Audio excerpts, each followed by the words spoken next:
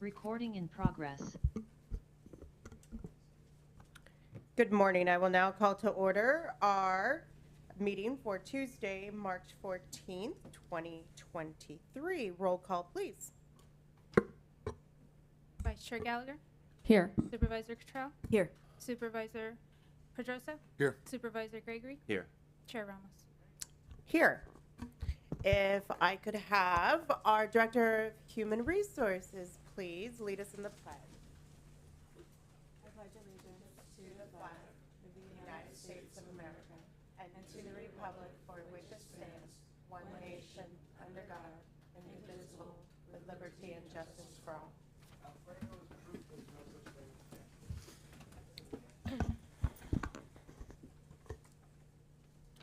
Thank you. Before we proceed with our agenda, I wanted to highlight some changes that have been noticed.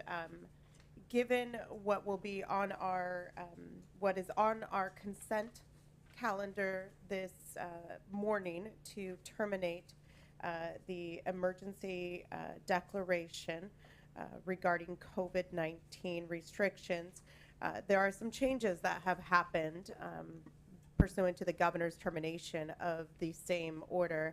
And that means that we are back here in regular meetings and that the more traditional portions of the Brown Act apply. Given that we have been able to utilize technology over the last 3 years in good ways and bad ways, we've decided that we are going to adopt some changes to enhance viewership and to enhance participation. So effective for this meeting, the ways in which you can watch the Board of Supervisors meeting are certainly here in person, and this is all listed on our agenda. 2, we have a YouTube channel, and the link is provided on the agenda and also available on the county's website. We also provide viewing through an online system through the county website, as well as Channel 28, and Zoom also does remain an option for viewing, but we encourage those that are viewing virtually to utilize our YouTube channel. Public comment is now back in session, so if you would like to participate in public comment, you may do so by appearing here at the board chambers for the item in which you wish to provide public comment. But we are also now providing, in addition to our email option that has been available of public comment at countyofnapa.org, you may leave a voicemail on our public line. The comment line is 707-299-1776. Comments are limited to 3 minutes, and those comments are shared with all of the board members in the same way that written public comment is shared. So we will no longer be having a live public phone line, as this is no longer a hybrid meeting. We are now back in person. So you may provide comments in person or via email or via the public comment. What I will say is we do get our voice message public comment emailed to us, so it's got to be before the meeting when we've had a chance. The best way to ensure that we're going to get that public comment is before 5 p.m. on Monday, so that we have the opportunity to transfer those messages over via email to the Board of Supervisors. Madam Clerk, did I miss anything? Okay, excellent. If there are no questions, concerns, okay, we will proceed. Our next item is approval of our February 28th, 2023 minutes. Are there any corrections or questions on these minutes? Seeing none, I'll open public comment on the minutes. Is there any public comment on the minutes? Seeing none, I'll close public comment and return it to the board. Move to approve. Second. We have a motion by Supervisor Gregory, second by Supervisor Cottrell. All those in favor? Aye. Aye. Opposed? Motion passes unanimously. Turn on your Maybe I don't want to turn on my button. Thank you. Okay. Excellent. Next, if you joined us, if you walked in here, you saw that we have a very large crowd of new employees to join us, so I will now ask our Director of Human Resources, Ms. Briseño, to proceed and introduce us to our newest round of county employees. Good morning. I'm very excited to present to you 14 new employees, 3 filling new positions, and 11 vacancy fills. Thank you. Hello, I'm Chelsea Rochelle, HR Analyst 2 for Human Resources. Welcome. Thank you. Hello, my name is Lupe Marin Chavez. I am from the Mental Health Department from the new unit, Enhanced Care Unit. Welcome. Hello, my name is Melissa Vences. I am a mental health care worker for the Mental Health ECM program. Thank you. Welcome aboard. Hello, I'm Vanji Cruz Rivera, Election Services Assistant 1 from Election Division. Welcome. Elena Maharis, Records Technician 1, Sheriff's Office. Welcome. Hi, my name is Jimena Gomez, Accounting Technician, Payroll Auditor Controller. Welcome. Good morning. I'm Wendy Atkins, Planner 2, Planning, Building, and Environmental Services. Welcome aboard. Good morning. I'm Kippy Begay, Child Protective Services Social Worker 1 with Child Welfare Services. Welcome. Good morning. I'm Georgia Davis, Senior Office Assistant for Alcohol and Drug Services for Behavioral Health, Health and Human Services. Welcome. Thank you. Good morning. I'm Alicia Gisletta. I am the Budget Analyst for HHSA. Welcome. Hello, my name is Jason Rice, Analyst 2 for HHSA, the Enhanced Care Management Program. Welcome. Hi, my name is Anthony Carrillo. I'm a legal clerk and I work at Jewel Probation. Welcome. Hi, my name is Roberta Torrio. I'm an Environmental Specialist 1 with Planning, Building, and Environmental Services. Welcome. Good morning. I'm Ryan Melendez. I'm a Planner Level 2 with the Planning, Building, and Environmental Services. Welcome. This concludes this month's new hire group, and I'm excited to share that next month we will bring to you a recognition item to recognize our 25-plus year employees. Excellent. Thank you. Thank you. Mr. CEO, do we have any other department head reports or announcements? Yes, we do. The Public Works Director is going to give a brief overview of recent storm damage to county roads. Thank you. Thank you. Good morning, Chair Ramos, members of the board. When I scheduled this, I didn't realize we were going to be in the middle of a storm. This was intended to be an update on the last storm, but I will give you an update on this storm as well. I'd like to start, actually, the board may remember we had 7 major damage sites from the January storms. One of them was on the Lawley Toll Road, and I want to focus on that just for a sec. Should have a slideshow coming up here. So actually a little bit of history here. The road was originally called the Lawley Toll Road because Mr. Lawley built it and charged a toll over Mount St. Helena back in the 1880s, I believe. I think it was 10 cents to go up and over. So after 1923, the new road, which now 29, that goes over Mount St. Helena, was put in, and Mr. Lawley couldn't collect his toll anymore because there was now a free road, which was better. So he went out of business, and it got renamed the Old Toll Road.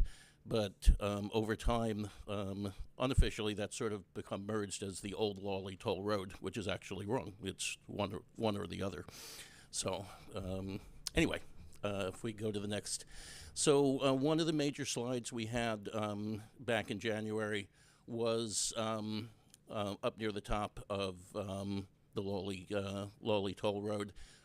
It was a major slip out, which took out about half the road. Next slide, please. And there it is, kind of looking down the hill. The slide from the road went down a good several hundred feet down the hill. Next slide, please. And that gives us, there you go, another better sense of losing the road. There was some road there, but much of it was gone, and a lot of what you see was undermined. You see pavement, but there's actually nothing underneath it. So next slide, please. So when we were looking at the repairs on these 7 major sites that I mentioned, when we went up and inspected this with our road superintendent, Steve Stanglin, and his assistant, Dave Cardwell, who are actually sitting in the back there, we recognized a number of the others were going to turn into large engineering projects. Steve and Dave said, give me a few weeks, we can fix this. And I said, what does that mean? And they said, don't worry about it. Give us a few weeks and the right tools and we can fix that. So we said, yes, go for it. So we rented this piece of machinery, as well as, next slide, please, that piece of machinery. Drove them up there, which was an event in itself, just getting them to the slide. Next slide, please.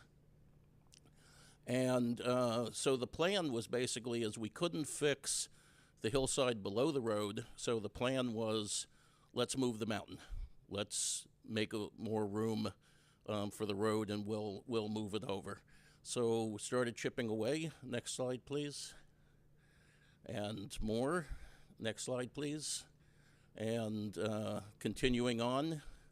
Next slide, please.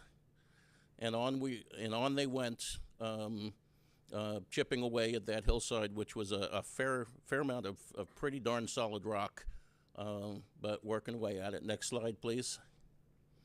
So, and you see here the beginning of the new location for the new road. Next slide, please. And continuing on, next slide, please. And onward as more and more rock and dirt got moved. This is a little awkward, but you're looking down the hill. If you remember that very steep area where the slide was, we needed to create a bench there where we could install some rock in order to stabilize the downhill. So that's the beginning of this bench looking down. Next slide, please. And the beginning of the installation of rocks on that bench. Next slide. And there we are with the rocks in place, which will again stabilize the downhill side. Next slide, please. So just about there at this point. Still cleaning up, but the path is clearly in place. Next slide, please. And that's basically complete. Obviously, it's not paved yet. That will happen here in the next few weeks when we get some dry weather. But you can see we went from basically an undermined road. The hillside has been pushed back. Erosion control is in place. The downhill side has been stabilized, and what was originally estimated to be about a $1.5 million project was done for about $250,000. So next slide, please. And this is taking the equipment back down the hill. Next slide, please. There's sort of a before and after you can see on the right where the hillside projects out into the old road, and on the left side where it's been pushed back. Next slide, please. So there's Mr. Cardwell with his equipment and his rock that doesn't exist anymore. Next slide, please.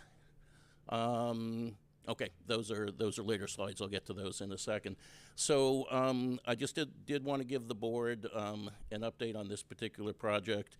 And I brought Steve and Dave here because I said the board might have questions for them, but really I brought them here so that I could personally, in public, say thank you for an incredibly well done and creative job. So, Steve and Dave, you just stand up for a sec, just because I want you to.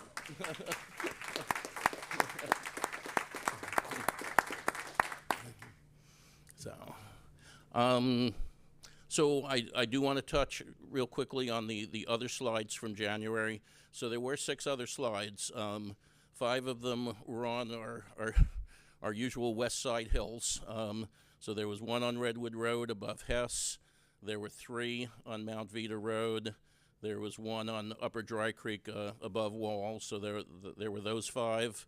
Lawley is 6, and then Steel Canyon Road out in the Berryessa Highlands was the 7th. Of those projects, we prioritized, and as the board may remember, we're trying to take a very aggressive approach on repairing these projects.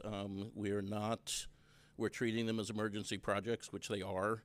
We're following all the FEMA rules that we can, but we are not waiting for FEMA approvals at every step. And we're expediting the permitting as allowed under emergency procedures. So the ones we intended and are working on this year, so the slide, actually right here, Mount Vita Road 3.75. This is probably our biggest slide. This basically half the road just fell away. So this is the condition. We added the tarping and the erosion control in order to try and make sure that it didn't get worse. The unfortunate part with this is that most of the water is actually coming from underground. That was the source of why the road happened why the slippage happened in the first place. So there's the above ground erosion control is important, but it doesn't capture all the water. So our intentions are this project is in design. Our intentions are to be out to bid first, I think 3rd of March. I think 1st and 2nd, I think it's a weekend. 3rd of April. And then that would have us with a construction contract back here at the board middle of May, and to be able to complete that this summer. The other ones that are also on basically that same time frame are the Dry Creek Road project. The one above Wall is basically on that same schedule. And then we're also hoping to construct this year Mount Vita Road 6.25, which is the one at the upper end of Mount Vita, and also to construct this year on Steel Canyon Road 6.4. The two slides that even before this rain were continuing to move were the Steel Canyon one and Mount Vita 6.25. Those 2 project sites have been continually mobile ever since January, and we're having to deal with that on a regular basis. So the 2 projects that we won't be able to take on this year but are planned for next year, the one is Upper Redwood, and the other is the 3rd slide on Mount Vita. Those 2 will happen next year, but we're just out of resources right now. Actually, a couple more slides, actually, Neha, if we could. So this was the slide. Actually, it's just sort of interesting. So this is January 11th. This is the slide at 6.25. You see the dirt has fallen away from the left side of the road there, left side of the picture, and there's a little crack. Next slide, please. By the 12th, the next day, it's beginning to look like this, where there's been a little more settlement, more cracks. Next slide, please. By the 17th, it looks like this. And the next slide, please. Yeah, and by the 23rd, it's completely collapsed. So a number of other slides similarly. Next slide, please. So this is Steel Canyon 6.4 on January 12th. Yeah, this crack doesn't look too bad. Next slide, please. A couple of days later, you can see that the roadside has fallen away. The dirt on the roadside has fallen away. Next slide, please. And it doesn't give you a very good sense from this picture, but basically now the slide has taken about a quarter of the road and has worked the way down the hill. Where this slide is challenging is, first off, it does continue to move, and secondly, you see on the lower left there's actually a house below it, and we're taking obviously great efforts to ensure that the slide ultimately does not impact that house. It did impact the water and sewer connections to the house, which we did fix and are continuing to work on that. Next slide, please. And this is Steel Canyon 6.4, same site. You can see now half the lane of the road is gone. So from that first picture where we just had a crack in the road, ultimately you get to this. So that being said, from the storm that started this weekend, we do have 2 additional sites that are likely going to require repair. Both of them are on Mount Veeder. One is at mile marker 1.1, where we have the edge of the road with a crack that kind of looks like 6.5 did on the first day. Maybe it'll stay like that, but I have a hunch it'll end up looking like 6.25 did by the 4th day. So I think we're going to have one more major slide on Mount Veeder, and then the other one also is Mount Veeder at the upper end around mile 7, but that one's further back from the road, and we're hoping that that one may not turn into anything. So that's pretty much where we are. We have the original 7 lollies in good shape. 4 more are in design and will be bid and constructed this summer. Remaining 2 will be done next year. And then from the current storm, like I said, we have 2 more areas that we know of, and we'll see how we do getting through today. Obviously, the soil out there is very, very heavily saturated, so every bit of moisture is a challenge at this point. So that being said, I'm happy to answer any questions. Thank you, and a special thank you, Mr. Staglin, Mr. Cardwell, not just for the creativity on Old Tolly Road, but also just the work that your team has been doing over these last few months. When you see, we went from some very, very dry winters to now it feels like good old times back here in Napa with all this rain. So thank you so much. Supervisor Gregory. Yeah, I'll echo that. It's great to see Dave and Steve here getting the thanks and kudos they deserve. You don't come here very often. You should come here way more often. You work really hard taking care of our roads and our residents, so thank you. Yeah, unfortunately, sorry, Mount Veeder Road. But we just, now we deal with it. We've got a lot of nervous residents up there. This is more for my colleagues in the public. It's kind of a perfect storm. We have 2 really tenuous slides on both sides of the mountain. In the past we've had slides, but we're currently at risk of maybe losing both sides of Mount Veeder Road. And the residents are very thankful we're front-loading this project and not waiting for FEMA. So thanks for thinking outside the box on that. And later on, we're going to talk about Supervisor Cottrell and my trip to FEMA when we went to DC a few weeks ago, and we told them our story, and I think made a little progress. So we'll do that later under legislative report. But thanks, Steve. Yeah. Any other questions from the board? Supervisor Cottrell. I just wanted to add my thanks particularly for the work on Old Lolly Toll Road. Having gone up to see that site with Director Lederer, it looked much bigger in person, I will say, than the slide. So it's impressive that work has been done, and I know that helps residents along that road too. So thank you. Thank you, Mr. Lederer. We are hopeful that we won't have more of these slide updates, but looking at the weather conditions outside, we appreciate in advance your department's work. Thank you. Thank you.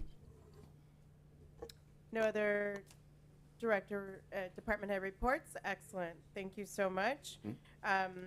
At this time, before we begin on to our consent items, I'm going to set a few expectations for the day. The first 2 items, as we do have people in attendance that we will take up after consent, will be items 13A and 13B. And then followed by our administrative items, taking 11A and 11B in that order. It is my expectation, given the great interest on item 11G, which is the Old Hell Mountain Road, that we're going to aim to discuss that item at 10:30, so that there is an expectation for the public on that item. As we proceed through the day, if if we are able to time some important items, we will do so. But we do have a pretty packed agenda for today. So with that, at this time, we will now take up our consent items for special districts 16A and B. There are no questions or comments from my colleagues. I'm going to take public comment on the consent items, special districts A and B.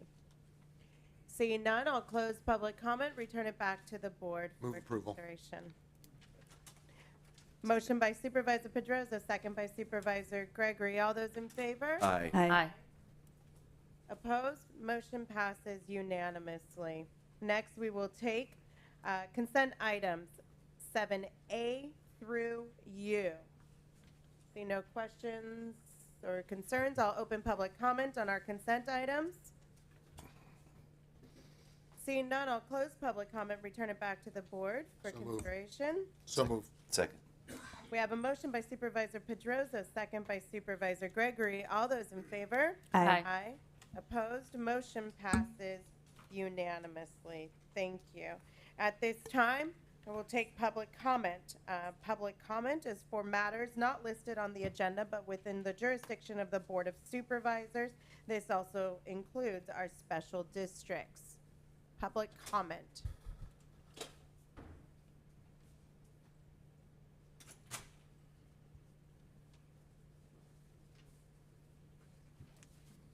This is item 9.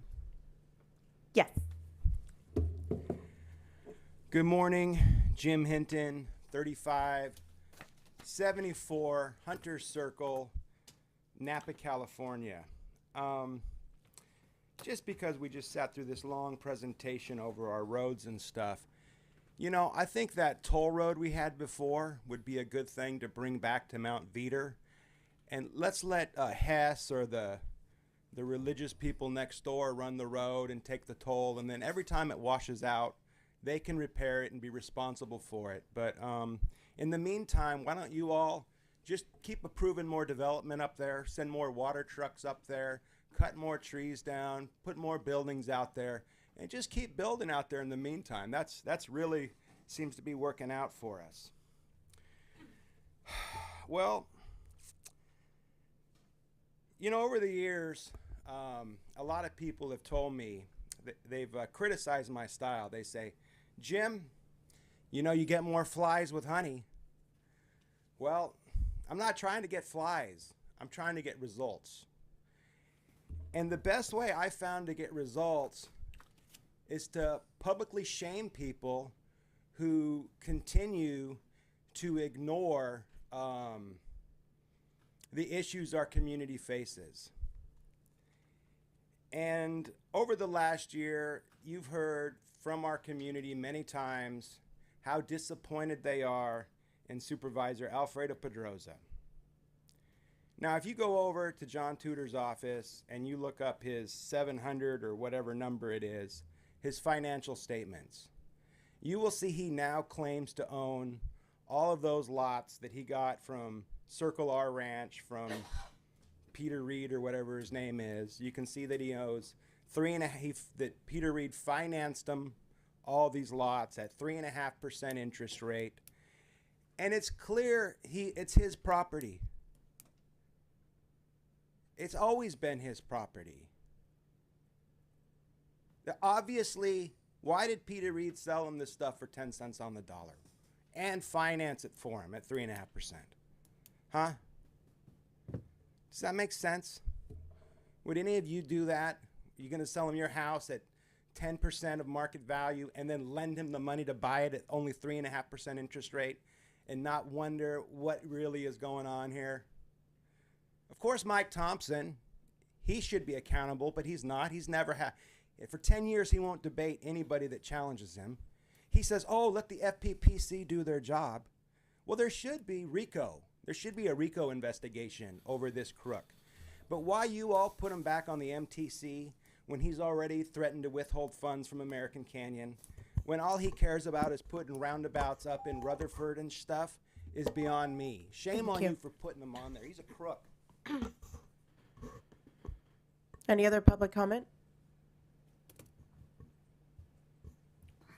Seeing none, we will close public comment, and we will move on to 13A.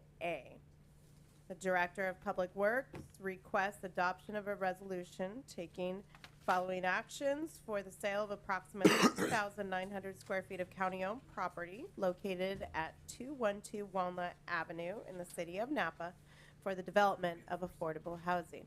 Ms. Sharp. Good morning, Chair Ramos, Supervisors. This is Lee Sharp, Deputy Director for Public Works for General Services. And this public hearing relates to the county's consideration of selling approximately 2,900 square feet of vacant county property located at 212 Walnut Street in Napa, home of our Juvenile Justice Center, for the opportunity to expand affordable housing on this and the adjacent property. The staff report and the attachment provide many of the details to the transactions and requirements for the sale, and I'm just going to provide an overview today. So back in November of 2021, Napa County sold the former HHSA campus located on Old Sonoma Road to Napa. Ms. Sharp? Yes. Just one moment. I'm going to open the public hearing. Okay. Thanks. So we sold that property to Napa Community Real Estate Fund. The buyers expressed interest in developing housing on that site, and accordingly, a restrictive covenant was placed on that property requiring that 15% of the total housing units to be built on the property be affordable to low-income households. If we fast forward to April of 2022, the buyers came back to the county and requested to purchase an additional approximately 2,900 square feet of vacant property located immediately adjacent to their Old Sonoma Road property for the purpose of adding 7 additional affording housing units to their housing plan for on their Old Sonoma Road property. So Government Code Section 52201 authorizes the county to sell property for the purposes of creating economic opportunity, which includes the creation of affordable housing. Today's requested actions are required by Government Code 52201 to proceed with the sale, and they include holding this public hearing today, approving a summary report, which is attached to your agenda item, describing the specific elements of the proposed sale, finding that the sale will create economic opportunity and result in development of affordable housing, and approving a purchase and sale agreement. In addition, to facilitate the transaction, staff is requesting authorization for the interim CEO or designee to execute any ancillary documents and to take other actions necessary to transfer the property consistent with the terms of the proposed sale agreement. So really quickly, under the proposed sale agreement, the county commits to transfer the property in its as-is condition for the construction of 7 for-sale affordable housing units, 1 to be low income and 6 to be moderate income units. The buyer will purchase the property for $58,220 and will pay all amounts for escrow, title, and recording fees. This is the negotiated amount, and it is equal to the per square foot price that was paid for the Old Sonoma Road property back in November of 21, which was based upon an appraised value. The buyer will record a restrictive covenant for the property related to those 7 affordable housing units, and the sale is conditional upon the buyer completing the regulatory and administrative requirements needed for land use approvals with the City of Napa. So with a 120-day due diligence period, which allows for project review and approval by the city, the sale would close on or before July 12th, 2023. I think everybody's hoping that it closes earlier, but that's the 120 days. And then just in closing, with many thanks to Deputy County Counsel Apollos and outside counsel from Goldfarb and Littman for their tireless assistance in making it possible to bring this item for you for consideration. That concludes my presentation, and Mr. Apollos is here, Mr. Yaquain from outside counsel is here, and representatives from the Napa Community Real Estate Fund are also here today. Thank you, Ms. Sharp. I know that this was a tremendous amount of work to bring this to the finish line, and you know, it's pretty amazing when you think that a few thousand square feet can actually facilitate 7 homes. That's pretty remarkable. So thank you for that, Supervisor Pedroza. Thank you, Chair Ramos. And I remember when we started on this journey, and I never wanted to talk about Old Sonoma Road again, but in this case, I do. So, Ms. Sharp, thank you for this creative approach. I think it's innovative, it's forward-thinking, so I appreciate that. Just remind me on the numbers. So when we originally sold the property, we were going to get 15%.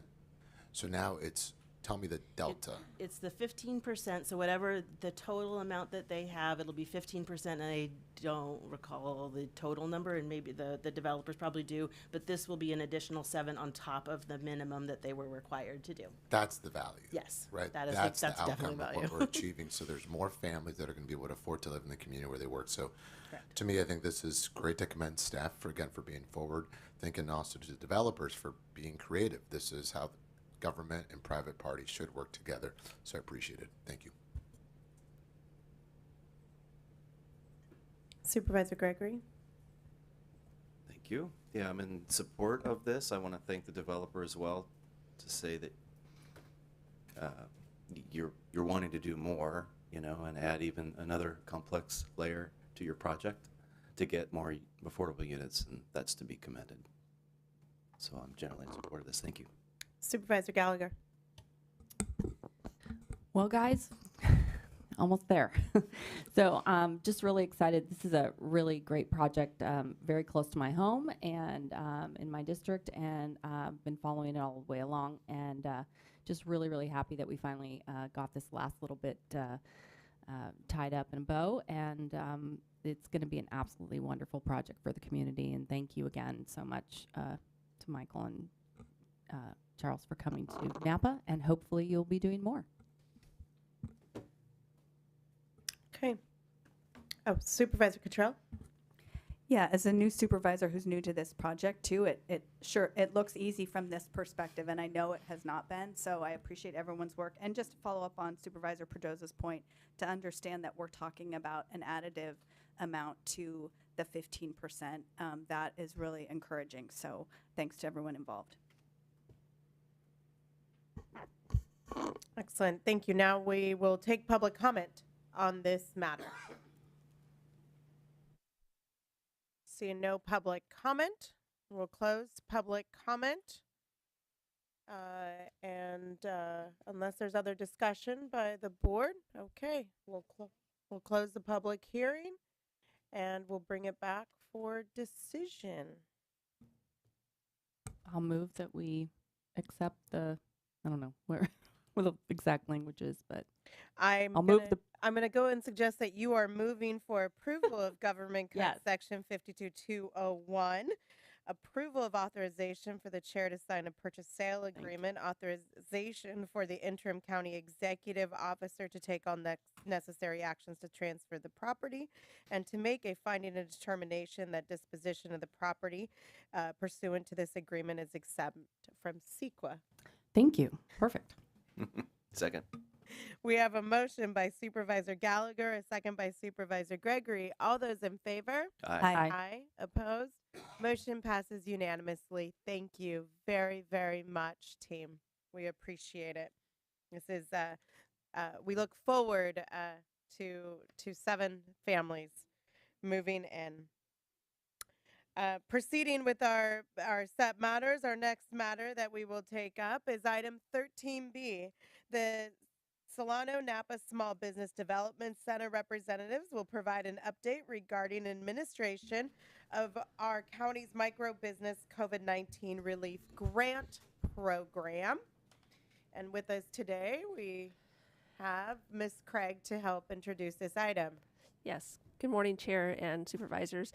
I have invited today the administrators for the county's grant, which we contracted last spring with the Solano Napa Small Business Development Corporation. And today we have Tim Merle and Mike Bassain here to talk about the execution of this grant, all within about the last 9 months. So for that, I thank them for this hard work and connecting with the small micro businesses in Napa County, and want you to hear the work that was done and the results that occurred. Thank you. Good morning and welcome. Your microphone, if you would press the button so we can make sure you have a green light there. There we go. Excellent. Thank you. Good morning, board. And thank you, Becky. Thank you for your support through this project. My name's Tim Merle. I'm the director of the Small Business Development Center for Napa and Solano counties, and just wanted to provide you with really an overview today of not only the grant program, but a little bit of the work that we do at the SBDC to support the success of our small businesses. And as I'm sure you're fully aware, the last 3 years has been extremely difficult for our small businesses. They've gone through everything from closures to inflation and supply chain issues and challenges getting and keeping good people and with the tight labor market that we have. So we've been doing everything we can to support those businesses and help them to get through the COVID period and now to recover. So we just want to give you an overview of what we've been doing. So I'll first share a little bit about the services that we actually provide to our small businesses and what the results of our efforts have been with those businesses we work with. And then give you an update on the Napa County Microbusiness Grant and an overview of how that went. And Mike Bassane, who is here with us as our lead advisor here at Napa County, will share a little bit about other projects and things that we've been doing within the county. And I'll talk a little bit about a couple of opportunities that we have ahead. So what do we do at the SBDC? We have a team of 35 business advisors, highly experienced, very knowledgeable folks that work one-on-one with our small businesses. They'll help them with their business plans, with strategies, how to grow their business, obtain funding, a number of different things that they help with. And those advisors also provide training. We put on between 7 and 10 live trainings for our small businesses every month. And all of those services we provide are no cost to our small businesses. We're funded through the Small Business Administration, through the governor's office, the state, through some of our cities, including the city of Napa, which we greatly appreciate their support with. All that funding allows us to provide some really valuable, helpful services for the small businesses that, again, they don't have to pay for. So we're happy about that. And so other things we do, we facilitate roundtable groups. These are groups of usually between 10 to 15 small business owners that meet once a month for a couple hours, get some training on business best practices. They have a chance to bring issues and challenges they have in their business to get input from folks around the table and kind of leverage the wisdom, and that's become really popular. We do a lot of work on access to capital, and especially now that a lot of the grant programs are coming to an end, helping them to figure out what kind of funding they need, who the best lender solutions are for them, and helping them get loan ready is a big part of what we do. And then we also have got really very busy over the last couple of years in administering grant programs to the small businesses. We've administered 12 programs the last 2 years, and they have provided some capital to keep those businesses open, and their ability to to sustain. So we were honored to be able to administer the grants that we have, including the one here in Napa County. So what are the results of the work we do? We serve just under 600 small business clients here in Napa County. Over the last 18 months, we've helped launch 23 new businesses. Probably the most important, I think, contribution here on this slide is that we've helped those businesses create 167 new jobs. So that's tax revenue, that's economic impact, that's community impact. So really happy about that. The other two things that we measure are loans. As I mentioned earlier, we help folks with accessing that capital. We've helped our businesses here in the county access just over $23 million in loans, and we've helped those businesses to increase their sales by about $16 million. So that's just a little bit of what we do. Of course, the important thing is behind those numbers are real people, right? These are business owners that give it all every day. Many of them, you know, have put their life savings into their business. They've mortgaged their homes, whatever it is. I know I was a small business owner myself for 5 years. It's tough. And so, you know, to see these numbers and help these businesses to, you know, get over the hump and grow their businesses, help them grow and thrive, I have to tell you, it's super rewarding work. We're honored to be able to do it. So, the Napa County Micro Business Grant, thank you for trusting us to administer this on your behalf. This grant, just to refresh your memory, provided $2,500 to our smallest businesses. Many of them were sole proprietors. This grant was designed by the state to reach those businesses that were kind of out of the mainstream, that didn't access other grants when they came out. Maybe they didn't know about them. And it was a very restrictive grant. They could only have a maximum of $50,000 a year. They couldn't have received other grants over the last couple of years. I remember talking with Becky when we first started this. I said, wow, this is going to be a little bit of a search and rescue mission, finding, enough folks for this funding. But thankfully we did. We did a lot of work on outreach and social media, radio. Mr. Mike here is our radio voice for the SBDC. Does a great job with that.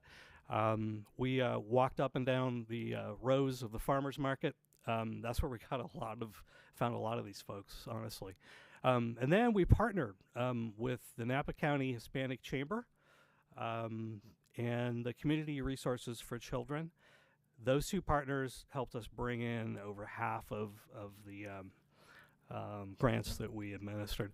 And I will tell you, we had about, I think it was 18 of those grants went to child care providers, which I know is so important in Napa County. And it might not sound like a lot of money, but for a lot of these folks, this is a big deal. It really was. I remember 2 conversations at the farmers market with 2 folks that we gave grants to. They got emotional and said, basically, this kept them going. So this was really an important one. So we ended up, at the end of the day, administering 55 grants, used up the funding that we have of $137,500. So that's kind of the story on that. And again, I just really appreciate the opportunity to, you gave us the opportunity to support our small businesses and administer that. So with that, I'm going to turn it over to Mike Bassane. Mike is, a respected leader here in Napa County. Mike is really respected within the SBDC network. He's one of our most knowledgeable advisors, and I'm honored to have him on our team. So, Mike. Thank you, Tim. So good morning, Chair Ramos and supervisors. A pleasure to see you all today. Mike Bassane, 3580 Palomar Way, Napa. As Tim mentioned, I'm the lead advisor. I've been with the SBDC since 2009.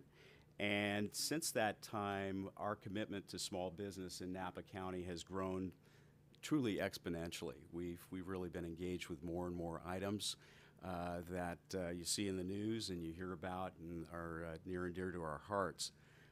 We appreciate your time today, and I'd like to just briefly outline our commitment to the business community here in Napa. As Tim mentioned, we're a resource advisory, and that means that we're committed to Napa businesses, providing free one-on-one advisory services, and that can be anything from QuickBooks instruction to social media marketing to business planning to pitch development. We also, of course, help people source financing at a time when it's critical to businesses. And those critical grants and fundings over the years have really been focused more so on disadvantaged businesses or underserved businesses. And if you just think for a moment of the SBDC as bridging the gap, really, when there's a need, but it's not necessarily easily satisfied or achieved. And if you think about all the natural disasters that we've been through, albeit everything from the earthquake to the fires to the pandemic, and of course, most recently, the damage from the severe storms. But then, of course, in the news this week, the closure of local banks and how that impacts adversely individuals who are seeking working capital. You know, with the 2014 earthquake, the SBA provided over $40 million to this community. We administered many of those loans and helped source that financing for businesses. With the Tubbs fires, the Atlas, the Nuns wildfires, and then of course the Snell and the Glass wildfires, all of the programs associated with the economic injury disaster loans, the payroll protection programs, of course, and then of course the California Relief Grant. We were involved in working with local businesses to make sure that indeed they did bridge the gap. Last year, we were involved in administering the $35 million California Dream Fund, and that was intended to seed small business startups. And as you can imagine, given what happened during COVID, not only were there a number of business closures, but there were also a number of new business starts, people who pivoted and adapted to, in turn, find a new way to engage and to start new businesses. So we've been very active in supporting those activities. We've also been active in something called the Inclusivity Project, which provided aid to Black and minority entrepreneurs. And the SBDC has not only been involved in funding that, but also in guiding these businesses. And then, of course, through the activities now with preparedness and resiliency as a result of the wildfires, we've also offered tax advisory services. So moving forward, some of the recent programs, of course, Tim mentioned the $173,000 microgrant program. We've been involved in co-hosting the business plan competition each year that's been at Napa Valley College. We work closely with the Napa Chamber, the City of Napa, the Napa County Hispanic Chamber, and the Workforce Alliance of the North Bay. And in April, on April 18th, we have an upcoming Workforce Policy Summit, which, of course, will address workforce shortfalls. And we're also working with Napa Climate Now and Chris Benz in providing a grant program, basically funding electric leaf blowers and ultimately replacing gas-powered leaf blowers. We're very excited about that. And then, of course, we're working with community resources for children, and we're assisting local child care providers. We're now, of course, helping with applications for the $150,000 to $1.5 million infrastructure and development grant. And as Tim mentioned, also we're involved in roundtables that we're developing. And of course, on the horizon, actually, we not only have those for women business owners, but for a new Spanish-speaking women's entrepreneurial roundtable coming in the next few months. And one thing that we've done in Solano County with the funding of ARPA monies, we started an accelerator program which for business owners provides approximately $4,000 grants to over 100 businesses over the next 18 months. So it's a really large tranche of activity. The funding for this particular program is about $600,000, but just a nice pitch to you folks. We'd really love to do something like that here in Napa County. We may have missed the bus on the large funding of ARPA monies, but we definitely would like to be able to share something like this with Napa Valley businesses. Our staff includes bilingual advisors, and not only do we support Spanish-speaking business owners, but those who may not yet be formally documented. And that's been an important piece of our activity. As Tim mentioned also, we have enjoyed great support from local media, Wind Down Media, as well as the Napa Valley Register. And during the 18 months of COVID, we actually were engaged each week in SBDC presentations on the radio. Our local success stories are numerous, and we're very proud of them. Again, we are very interested in continuing to do good work in this community, and we appreciate the opportunity to just provide resources here to Napa County. I'm going to turn it over to Tim to wrap up. Thanks, Mike. I appreciate that. I would just reiterate what Mike said about the accelerator program. You know, the good news about getting that funding in Solano County is that we use that $600,000, a good portion of that, to develop the curriculum for that program.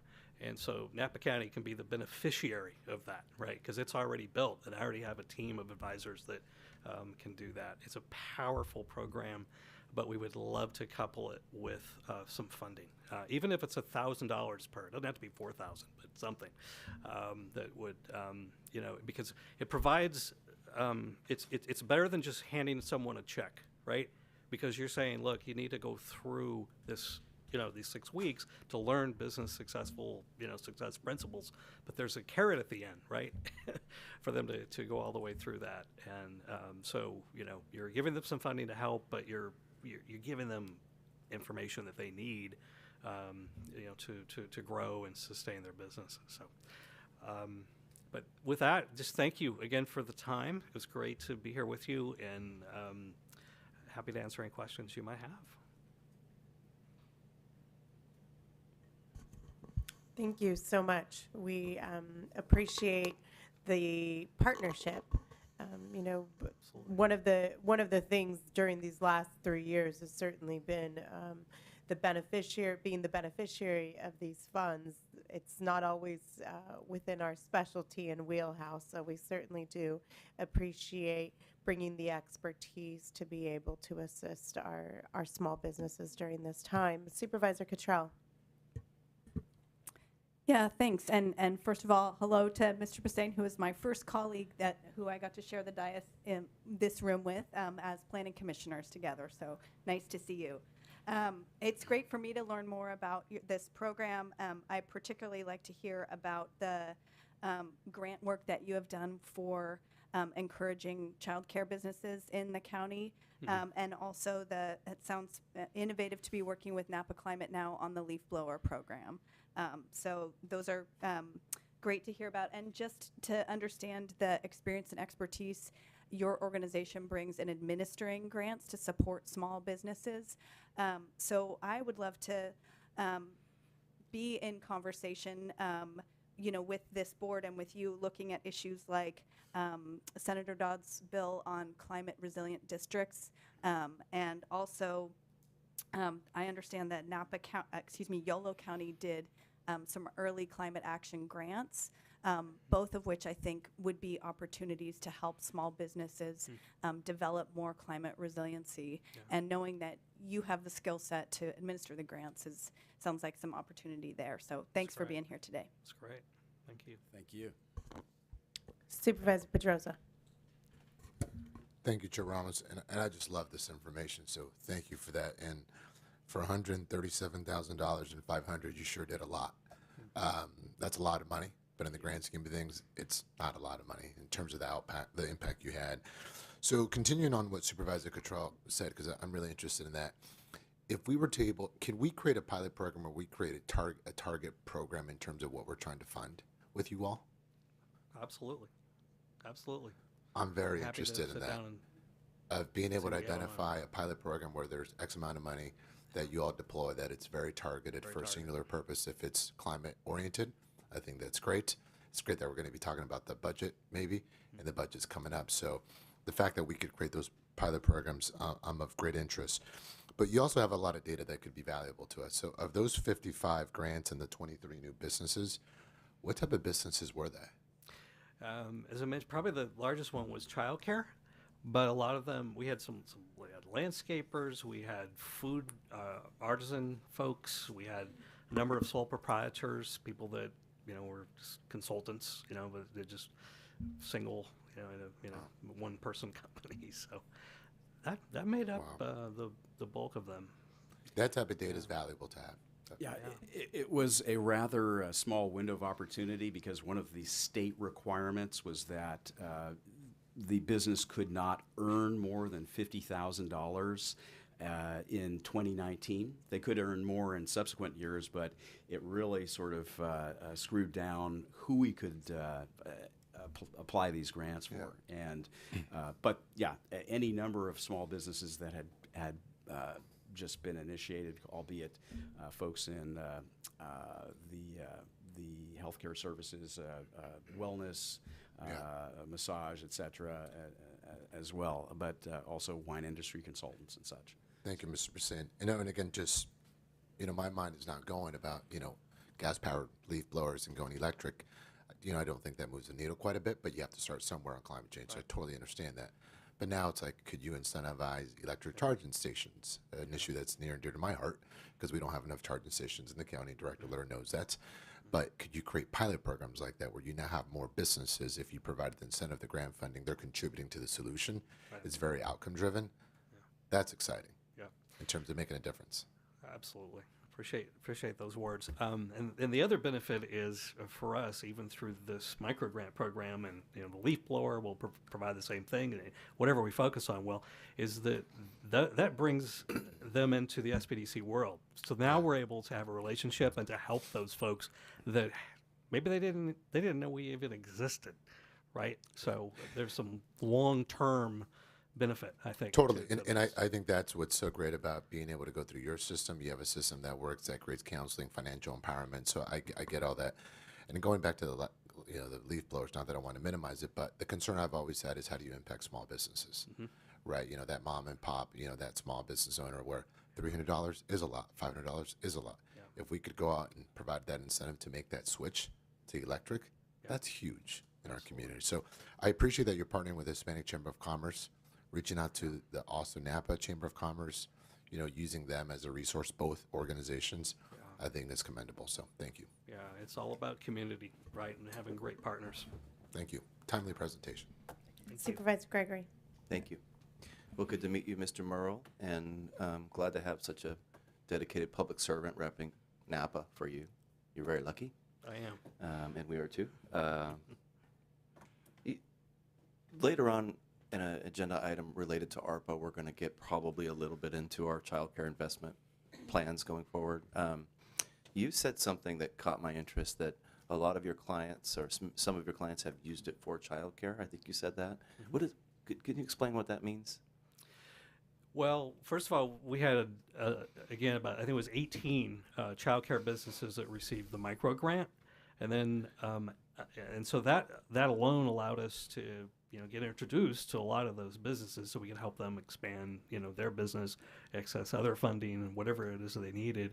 But the other specific thing that we've helped with over the last 3 months is there was an infrastructure grant from the state of California that provided $150,000 for like remodeling a home or whatever to expand childcare capacity in a home environment, and up to $1.5 million to maybe start a new center, right? And but it was a very challenging application. You had to have plans, you had to have bids, and so we put together a team. I have 2 people on our team that are real estate brokers and contractors, so they understood that world. So we went after, for starters, all those folks that applied for the micro grant, right? And did outreach to other child care providers and work with them one-on-one to help them with that application so it wasn't so daunting, right? So that's just one very specific thing that we did to help. Got it. That's great to know. We're going to be talking about this later, and if you don't tune in, we'll fill you in, and it seems to be a good bridge here if it doesn't exist already. Right. Thank you very much. Thank you all. That was actually what I was going to suggest. We have another item. We're making large investments in childcare, and I think it would certainly be beneficial for us to know not only what those grants, the infrastructure grants, were utilized for, what gaps still exist, and I think probably more importantly, who was not able to get a grant that we can connect for expansion of childcare, as that is one of our top investments that we're making through our ARPA funds. So I think more needs to happen at that level. Supervisor Gallagher. Well, my colleagues pretty much asked all my questions, but thank you so much for presenting, and good to see you, Mike. And yeah, really excited about the work that you're able to do. And I just wanted to ask, though, it sounds like you used a lot of the community-based groups and chambers of commerce in order to get to actual applicants and whatnot. So did that work well? I know it's been hard to get to small landscapers for the, the electric leaf blowers, and that's been a lot of what we've talked about in terms of those kinds of work, is how do we get to people that are very, very small businesses that may not affiliate with, for example, a chamber or anything like that. So it sounds like you found a way. Well, I'll start, and you feel free to jump in. It's the relationships with those partners is always key to these grants, to finding because every grant has its own specific set of requirements and for eligibility, and so it's always a challenge to find to get to those people that the grant's really designed for. And so without those partners, we wouldn't be half as successful, right? So it really works. And regarding the leaf blower, program that's going to be coming up, it was actually the Solano Hispanic Chamber that kind of brought us into this, right? They said, look, we have a lot of landscapers that are going to need help, right? They're going to have to purchase this new equipment, and it's a big deal for many of those landscapers. And so can you help? So I know that they'll be, a great resource for us to reaching the people that program is designed to get to. Yeah, just to add that those partners have been so incredibly effective in getting out to their membership through email blasts, through posts on their websites, through announcements in meetings and so forth. And, as Tim mentioned also, he was busy working the Napa Farmers Market, passing out flyers in the rain. But it's really about feet in the street. And we have a passion for this, and so it's easy to do it from our perspective because we know that good work comes from it. So, Supervisor Cottrell. Thanks. Yeah, and I really appreciate hearing from. I think this has been a great conversation for the board as well, and appreciate the point about, that it's not only chambers, but other small businesses that may not be participating. And I just wanted to put a plug in for the Up Valley too, because those Up Valley chambers are smaller and, focused on what's happening in those communities, but are also sources of, a lot of small business activity. And then also things like the Up Valley Family Centers that may be knowing other folks who are doing things but are not connected in other ways. And finally, I would imagine it's just a challenge too to connect with rural residents. So I wondered if you guys had any, either in Solano or Napa, strategies to contact those folks as well.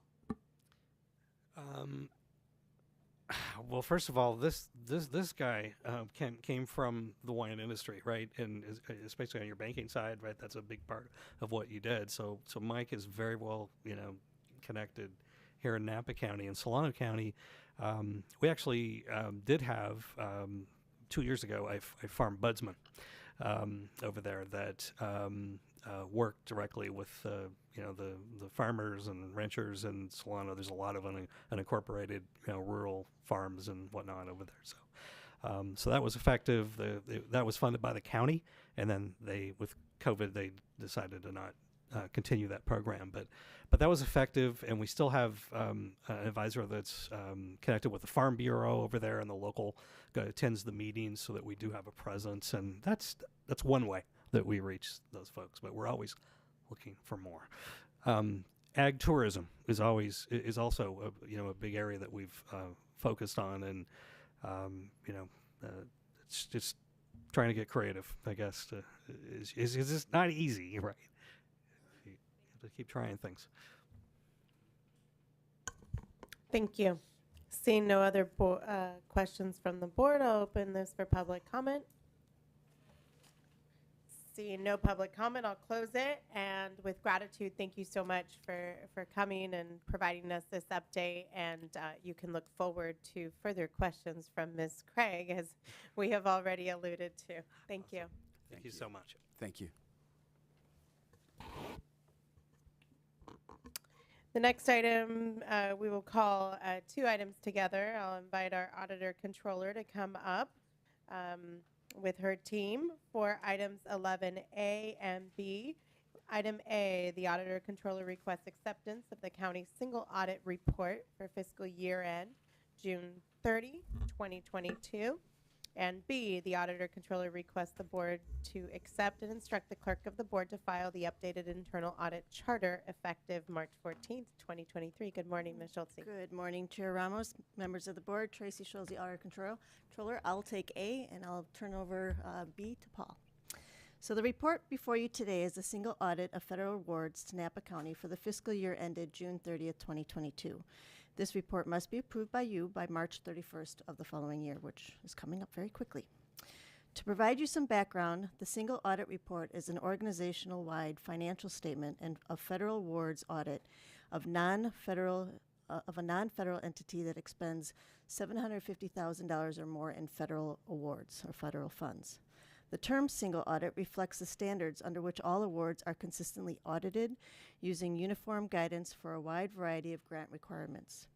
Prior to 1984, implementation of the Single Audit Act, the federal government relied on numerous audits for each individual federally funded program. This was not only difficult, but very time-consuming and very costly to complete. So now our single audit reflects that Napa County is expending over $69 million of federal awards, many as pass-through grants from the state. This comprises of $58 million in cash awards to offset direct program expenses, $10 million in federal loan repayments, and $1.2 million in nutritional program vouchers. The external auditors complete a risk assessment on all of our awards and test several programs each year for both the financial and compliance of the award. This is a very detailed testing and requires in-depth knowledge of the grant recipients to ensure that they are following grant requirements and the extensive federal regulations. For this report, I would like to extend my gratitude to Caitlin Ager, Grant Compliance Auditor, who's sitting in the audience today. She is under the internal audit team under Mr. Fangura here, and the great staff in all the departments which receive the federal awards. They work very hard with her to compile this report that you have before you today.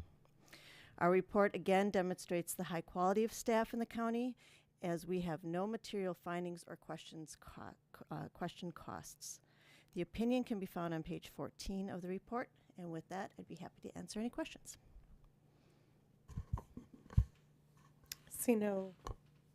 Supervisor Gregory. Yeah, I'll just say this again. You've heard it before, but as complicated as our government and our budget is, to go through an audit like this and not have a single finding is just still continues to impress me. So congrats, and I know it doesn't just happen. So thank you to you and your team, and this applies to this one and the next one. So thank you. Thank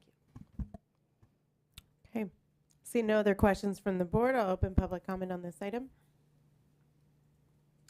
See none, I'll close public comment and bring item. I need to ask that the board accept and file the audited financial report. Thank you. So moved. Second. We have a motion by Supervisor Cottrell and a second by Supervisor Gregory to accept the county's single audit report for fiscal year ended June 30th, 2022. All those in favor? Aye. Aye.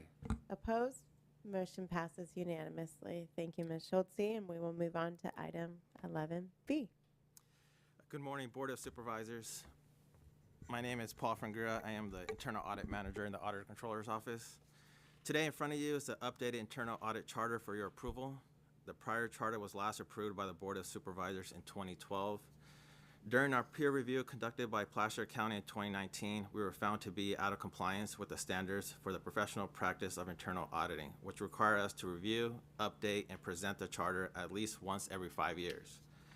To bring us into compliance with the standards, we also had to make significant revisions to include standards of practice not previously addressed, such as describing the nature of our work and follow-up procedures. Other sections were also expanded to include greater detail. Because these changes were significant, we included a side-by-side comparison of the charter approved in 2012 versus today's proposed charter. In general, this charter holds internal audit to higher standards, better explains the purpose, authority, responsibilities, reporting lines, and protocols of the internal audit section of the Auditor Controller's Office. Please let me know if you have any questions. See no questions from the board at this time. I'll open this for public comment.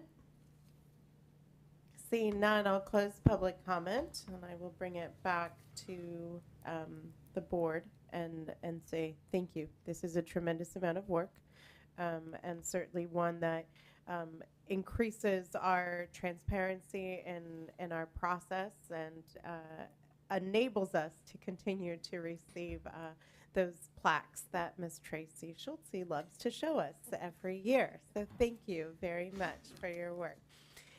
Seeing no questions from the board, the request before us is to accept and instruct the clerk of the board to file the updated internal audit charter effective today. What is your pleasure? So moved. Second. We have a motion by Supervisor Gregory, second by Supervisor Cottrell. All those in favor? Aye. Aye. Aye. Opposed? Motion passes unanimously. Thank you very much. Thank you. As previously stated, we're going to take the Old Hell Mountain Road item up at 10:30. Thereafter, we will take up the items 11C, D, and then E and F in that order. At this time, we will break for a recess until 10:30.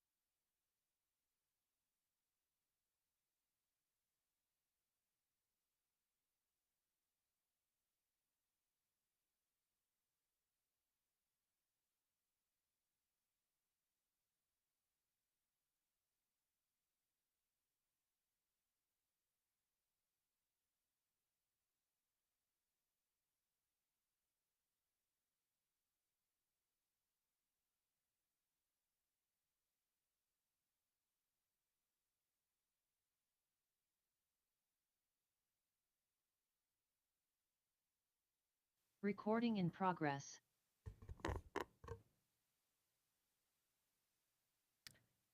Thank you. We're now back from our recess, and we will take up item 11G.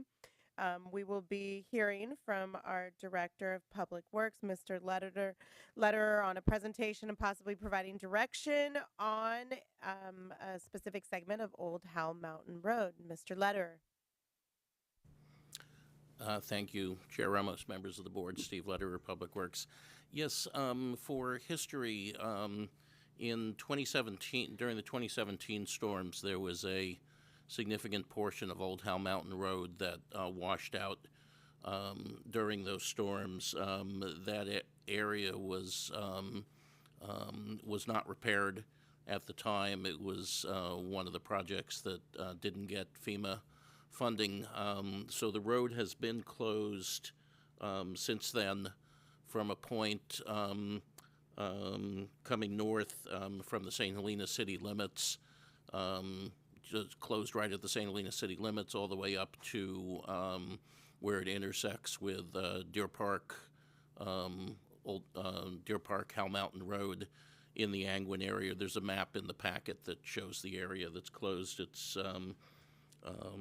actually probably says in the staff report, I believe it's about 6 or 7 miles total, the total distance. I may have that wrong, but anyway, there's a map in the package. So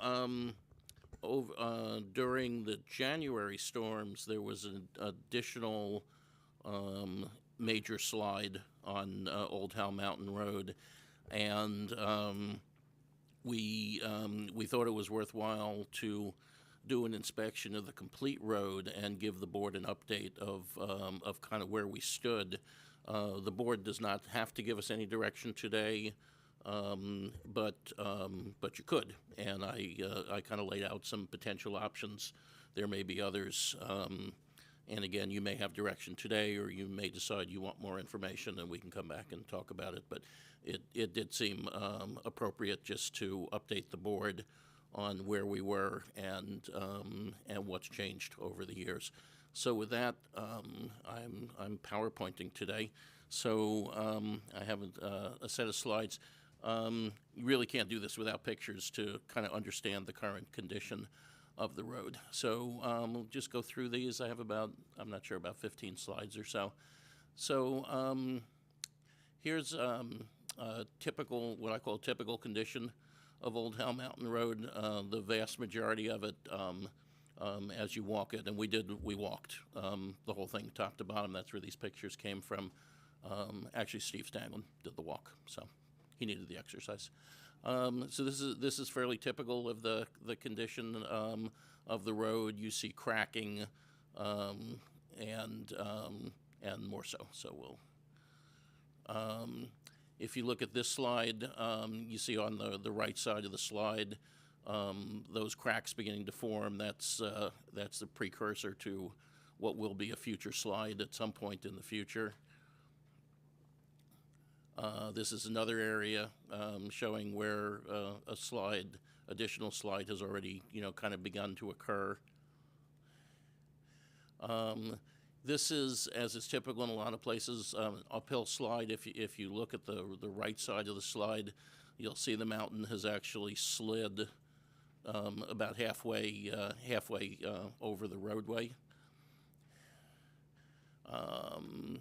Not sure if this is the same slide or a different one, but again, you get the sense of the mountain essentially oozing down onto the road over time.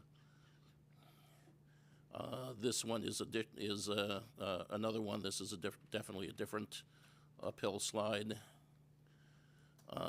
Here's a place where a slide has already started. It's kind of ongoing. Here's another uphill slide. This is a picture actually of the 2017 slide. This is the area. If you follow, starting in the lower right, you see the crack, significant crack that's forming there, and then that bends towards the edge of the road, and then you can see the line where we put what we call an AC dike, basically a little bit of asphalt, a little asphalt berm there to try and keep the water off of the main area of the slide. But that was the first slide that caused the closure. This is another picture of it. One of the other issues that's going on up there are significant objects falling from the hill above down onto the road. So this is a rock that made its way down from above. Fortunately, no one was under it when it came down. More rocks from above. More rocks to come from above. Another future slide area. You can see again the cracks and the slumping by the side of the road. Another uphill slide. Basically the section of the mountain just shifted over like a piece of cake, if you will, just slid over. More rocks from above. And this is the slide that occurred during the storms. In this case, historically, and you see a lot of the slides that we see like at Mount Veeder and whatnot, we always seem to lose half the road because basically during 100 years ago when roads were built, generally you were cutting into a hillside. So the uphill side of the road is generally natural terrain. The downhill side of the road is what they call side cast. So basically in cutting the road, you create a whole bunch, it's not how it's done anymore, but you create a whole bunch of soil and debris. That would go on the downhill side. That would become your downhill lane. So generally when we see slides, it's that side cast that goes. The uphill lane tends to hang on pretty well. Downhill lane not so much. In this case, the entire road is actually gone. There's enough room there to walk or to ride a bike, perhaps carefully. But basically the entire road is gone. That's looking at it downhill, several hundred feet downhill. This is actually next to the slide I just showed you, and you can see from the cracks and whatnot that will follow at some point. You know, some point might be tomorrow, it might be 10 years from now, but it will want to go. And more so. And we did post the road. When we closed the road in 2017, we obviously closed it to traffic, but we allowed pedestrians and bicyclists to continue to use the road because they could and it was safe enough. At this point, given the new areas of slides and particularly the debris falling from above, we have posted the sign posted the road to no access. Now, I have no doubt that there are people who are not following that sign, but the sign is posted and it's intended because it just isn't really safe at this point. So that's the condition of the road.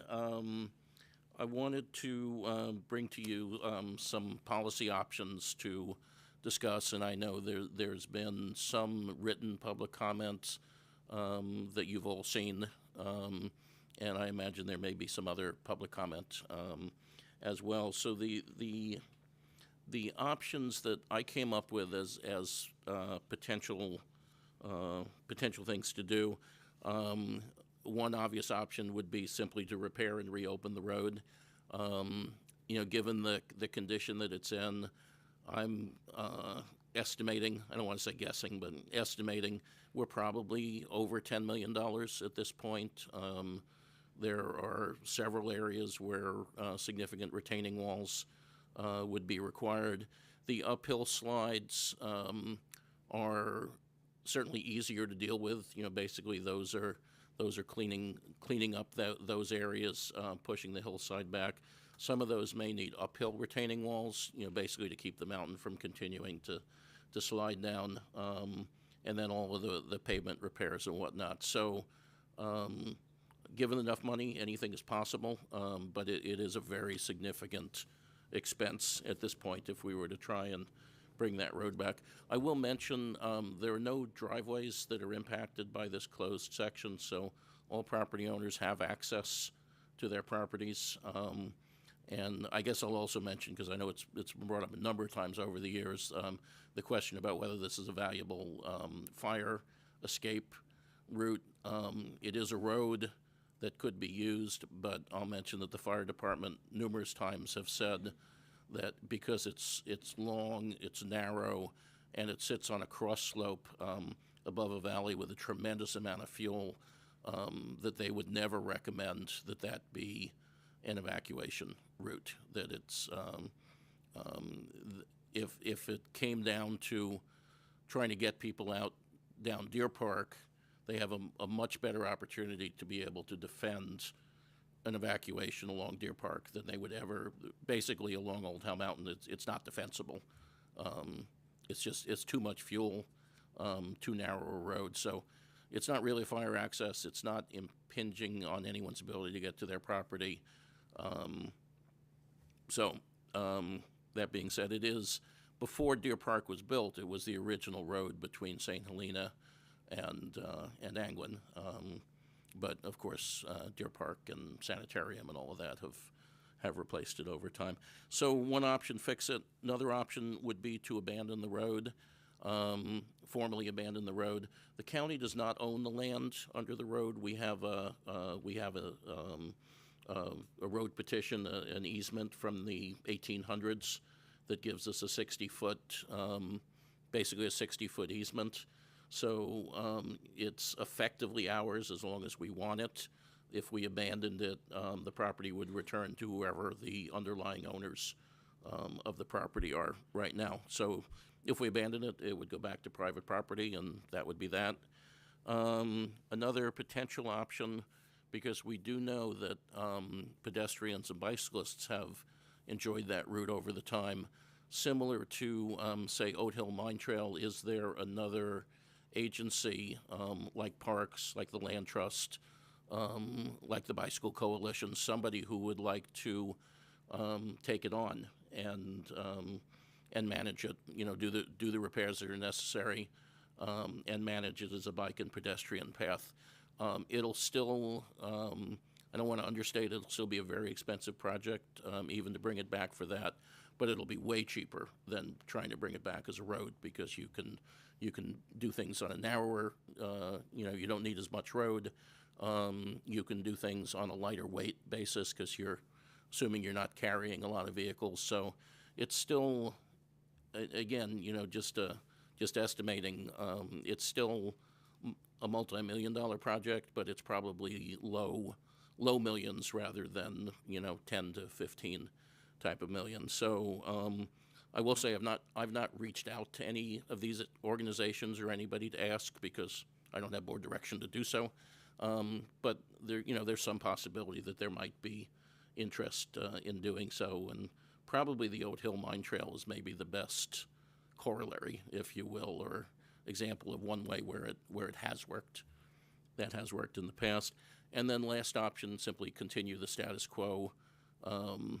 Either just decide you're not going to make any decisions today, or decide you're not going to make any decisions until something else happens in the future, but simply to leave it closed as it is. So those are the options I came up with. There may be others.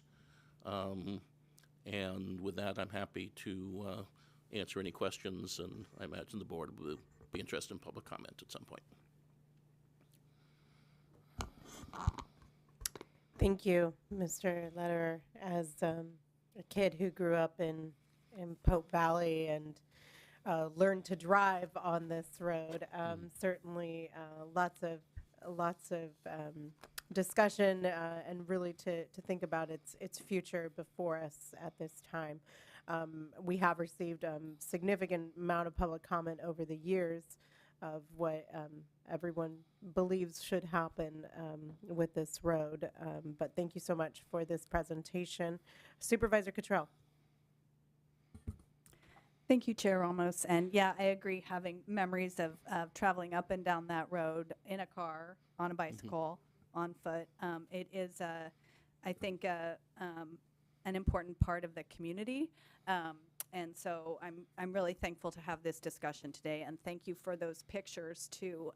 I went out and saw that most recent slide, and as you said, that's a very very little road is left there. And just for my colleagues, when I was there, there was a flock of sheep grazing on the very steep land down underneath, which kind of contributed to the feel of not much road being there. Thank you for the presentation. I have a few questions. First of all, just so that we all understand, you mentioned that FEMA, there were not funds available from FEMA for the 2017 slide. Did the county apply for FEMA funds at that point? Yeah, it's that's a bit of a long tail, if you will. But the nature. So in 2017, after the series of storms, basically January through March was one long storm that year. There were over 40 major projects, major slides that occurred during that storm. And given the FEMA deadlines and the FEMA requirements, we were not going to be able to do all 40 of those within the FEMA deadlines and get all the FEMA funding. We had also just experienced with FEMA in the earthquake that in trying to do everything in accordance with the whole FEMA timeline, that it was going to take literally decades to do all of those if we basically used FEMA. And it would have been massively more expensive because the FEMA projects are always massively more expensive. So the board at that time made a decision. We took about 15 or so of those projects and did apply for FEMA funding and worked the FEMA process with those. The remaining slides were done over a period of years. Old Howe Mountain was one that was not part of that 15. It just kind of for the same reasons we were talking about here. It wasn't blocking any driveways. It's not, it's not a commute road or anything like that. So essentially, it was not part of the package that was done with FEMA in 2017. We are just this year actually finishing up the last of those 2017 storm projects, with the exception of the one Howe Mountain slide. I'll just mention that the slide that occurred in January, it's questionable whether FEMA would fund even that one because the road has been closed. Essentially, the FEMA position would be, well, you weren't using it anyway. Even if they did fund that one slide, that's probably only about 10 to 15% of the total amount of work that needs to be done on the road in any event, which is probably another reason why FEMA wouldn't be interested in funding, because we could fix that and we still wouldn't have an open road. So we're kind of on our own. Okay. I mean, I think I just want to point out a little bit of the catch-22 there, that we elected for very good reasons to not seek FEMA funding or repair the road before, and so now we don't, and we have less access to funds now. So I think I would still be interested in having some initial conversation with FEMA to find out if we could get some portion of the funds. And I think just to share with my colleagues, in general, I'm looking for ways to keep some kind of access open. That I understand how high that price tag is, and I think you've made the case seeing the other item where you walked through what was happening on Mount Veeder and Old Lolly, where those are serving residences or properties with driveways right onto the road, which we don't have here. This piece about it not being recommended as an evacuation route by the fire department that was helpful for me to understand, because I think the communities on the hill, Angwin, and to some extent Deer Park, feel that having another evacuation route would make people feel safer. So I think it's important that we're having a public discussion about if that is a real option or not. I'm not in favor of abandoning the road.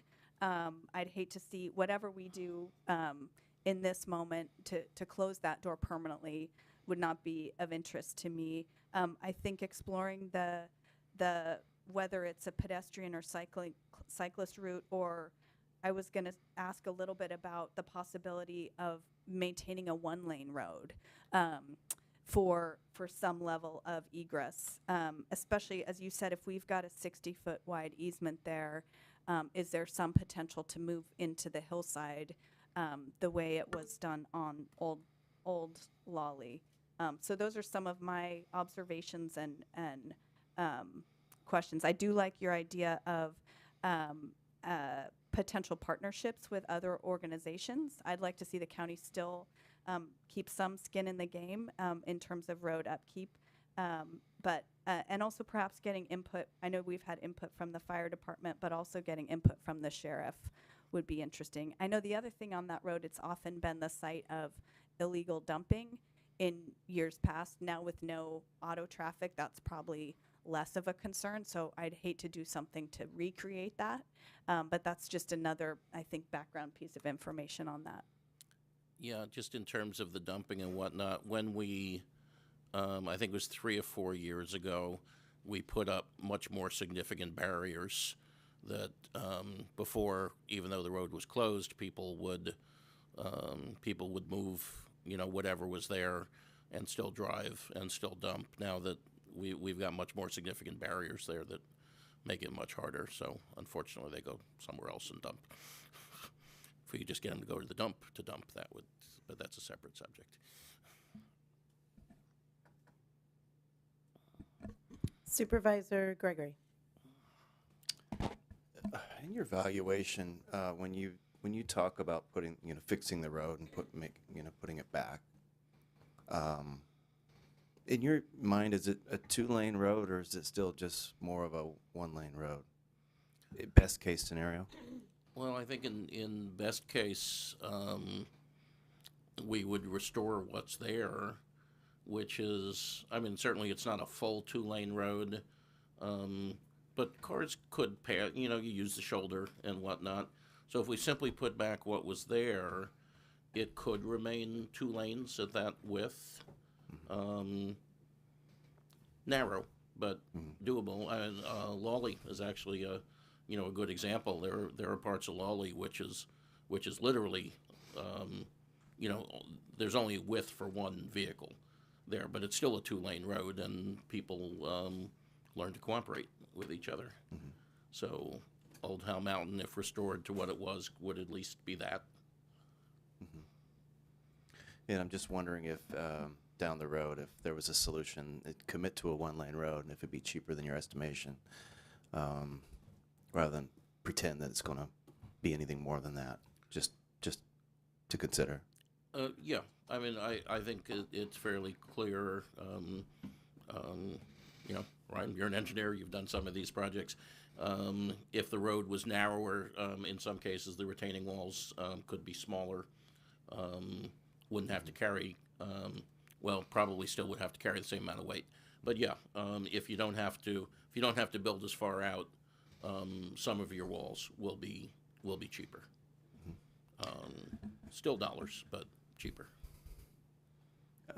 And the road has become very popular for recreation, as Supervisor Cottrell knows. Even more so lately with some new trail that connects Moore Creek Park to Angwin. You can now do a loop. So it's really special to a lot of people that use it.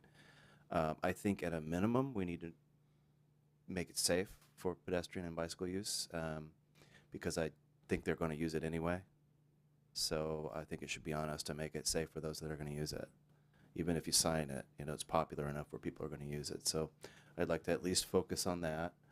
And whether or not we open it up as a real road one day, I don't know that I'm ready to commit to that, nor commit to not doing it. So I'm more in the status quo, but let's make some improvements category. I'll say even to make it safe, is going to require a significant investment. The one new slide, there really isn't any. There's a couple feet there, but there really isn't any road there. That in itself will, be a good sized retaining wall. In terms of cleaning up some of the uphill slides, that's not, and some of the places where we know there's going to be a slide in the future, but, for a walker, it's okay right now.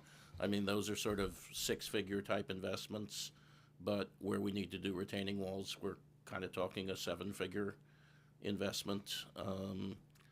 And I mean, I suppose on any of our county roads where there's an uphill, there's always a risk of debris coming down. I mean, that's just, I guess that's a given anywhere. So I suppose that's something we could more or less live with. But you can kind of see there it's a recurring risk. So I think even quote unquote making it safe for pedestrians and bikes at this point is not an insignificant investment, which we could make if you want us to, but we'd have to decide where that money was coming from.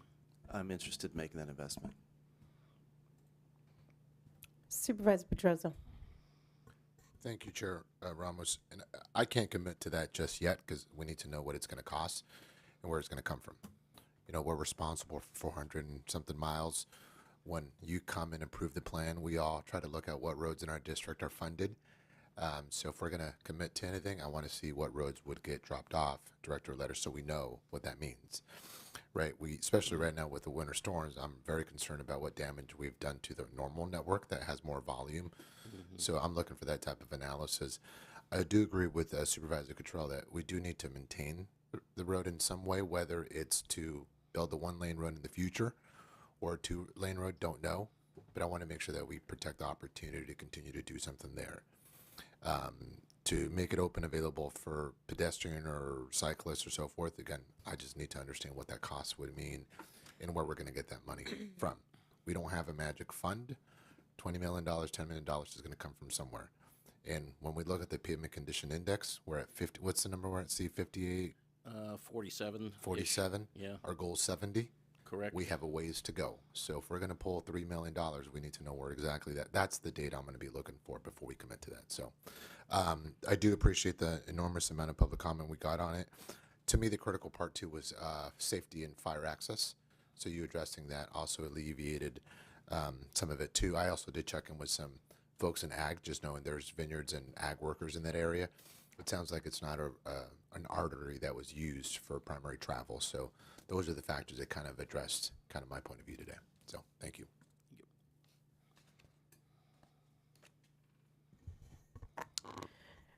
You know, one of the things that is difficult in this is the changes that have occurred to this roadway that we can't just bounce back from as easily as others. And given the lack of direct driveways and it's not as user friendly of a road.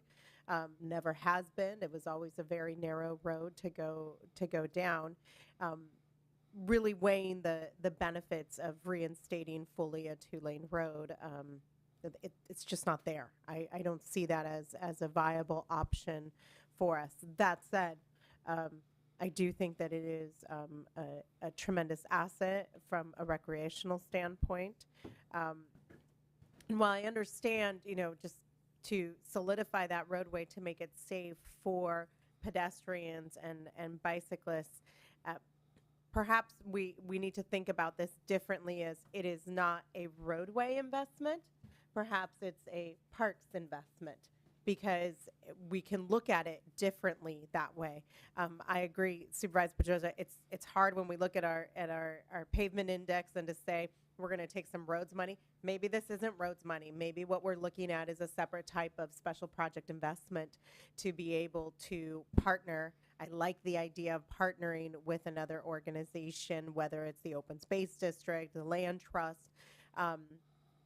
We need to be careful in that sense of if we are going to go down that path of opening this up for bicycles and pedestrians, if there is going to be a reservation made for a potential one lane road, albeit not a great option for evacuation, but if that's there, I think we need to think about this appropriately. But I'd like to challenge us to not think about this as roads money, but instead to look at this as parks money, because it's not serving a roadway purpose. It's serving a parks purpose. So I'll get to you. Let me call on Supervisor Gallagher next.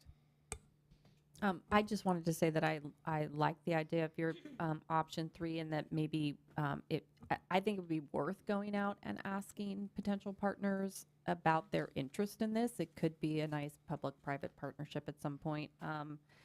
And I agree with what my colleagues have said. I don't think we're in a place where we're ready to say we want to, spend the $10 million, of course, but I think it is definitely worth having some discussions just to see if there is an interest in from other agencies in participating in making this a recreational space.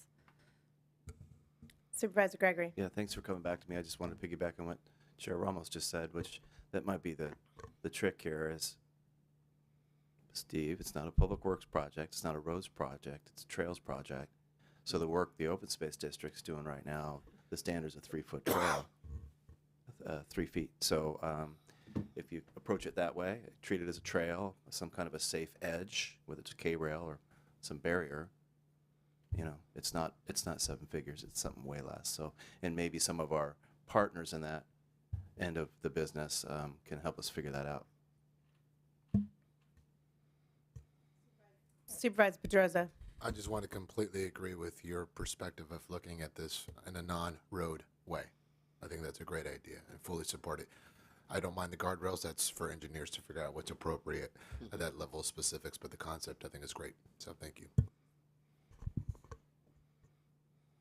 So I think, Mr. Lederer, if perhaps you can, we'll let Supervisor Cottrell jump back in here. Thank you. No, I think this is a great discussion. I will say maybe the direction I would hope we could go in is I like the idea of looking at other partners and potential funding sources. Let's remember that the Parks District has very little money right now. So I'm not sure it's realistic that we can expect them to be able to put much here. And so what I would like to suggest is that we continue to look at it maybe as some sort of hybrid. I like, Chair Ramos, your point about trying to be creative in how we envision this. So if there's some portion of it that we could fund through roads, I'd like to at least be able to consider that as well. But the point that what we're aiming for is more of the single lane might be appropriate. And I think just to reiterate Supervisor Gregory's point that the first priority would be to make it safe for the bike ped traffic that we know has been using it.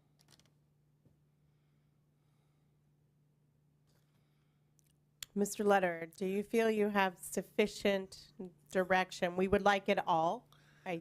That's what I heard. But we'd also certainly are prioritizing passage for the current uses. Yeah, so I'm going to summarize. There's no interest in abandoning the road, so we just take that off the table. There is definitely an interest in reaching out to see if there are partners who could help us, and the board would like to see some cost estimates around the least possible that could be done to make it safe for bikes and peds. And goes without saying, we'll come back at some point when we have more information. Certainly. Thank you. Is that agreeable? I'm going to ask for public comment on this matter.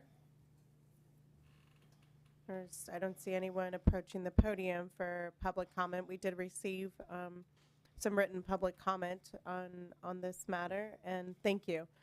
We know this has been a condition we've been living with.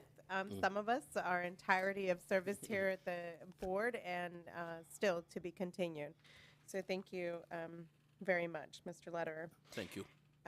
Next, we're going to take up item 11C. Interim County Executive Officer and Clerk of the Board request appointment of 2 directors and 2 alternates to the Napa Valley Transportation Authority. Chair, I'll take this one. Thank you, Madam Clerk. You're welcome. This item today requests the appointment of 2 directors and 2 alternates to the Napa Valley Transportation Authority, otherwise known as NVTA. The appointments to the NVTA Board of Directors are usually made on an annual basis at the Board of Supervisors' first meeting of the year. These appointments were delayed pending Supervisor Alfredo Perdosa's possible reappointment to the MTC, which occurred at the Board of Supervisors meeting on February 7th, 2023. Current incumbents to the NVTA are Supervisors Belia Ramos and Alfredo Perdosa as the MTC representative. Supervisor Ryan Gregory currently serves as an incumbent alternate, and the other alternate position was vacated upon the retirement of Supervisor Diane Dillon. Staff requests the appointments of 2 directors, one being Supervisor Pedrosa, and 2 alternates to the NVTA Board of Directors. The terms on the NVTA are reviewed annually. Thank you. I have had the pleasure of serving for the last 6 years, 6.5 years for the county, having previously served for the city of American Canyon.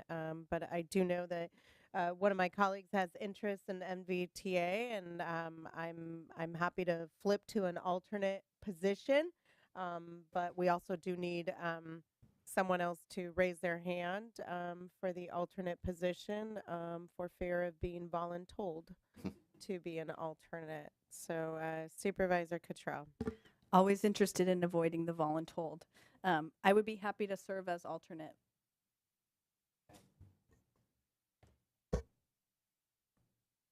Others? Interest? Well, I think you're speaking of me. Certainly have had interest in NVTA since the beginning, since we were elected originally, but you've got to spread the work around and make choices. And Chair Ramos has done a great job representing not just her district, but the county at NVTA, and I'm happy with her willingness to step down from the primary role and allow me a chance to take it on. Some of the projects coming around are, with my civil engineer hat on, I just can't wait to sort of bite further into as a regular member. So I appreciate the opportunity. Okay. So with that, it would seem that the recommendation would be Supervisor Pedrosa as the MTC representative, Supervisor Gregory as the county representative, myself, and Supervisor Cottrell as the alternates. I will take public comment on this item. Seeing none, I'll close public comment, bring it back to the board for decision on that slate. So moved. Second. We have a motion by Supervisor Gregory and a second by Supervisor Gallagher. All those in favor? Aye. Opposed, motion passes unanimously. Excellent. Okay. Our next item that we will take up is item 11D.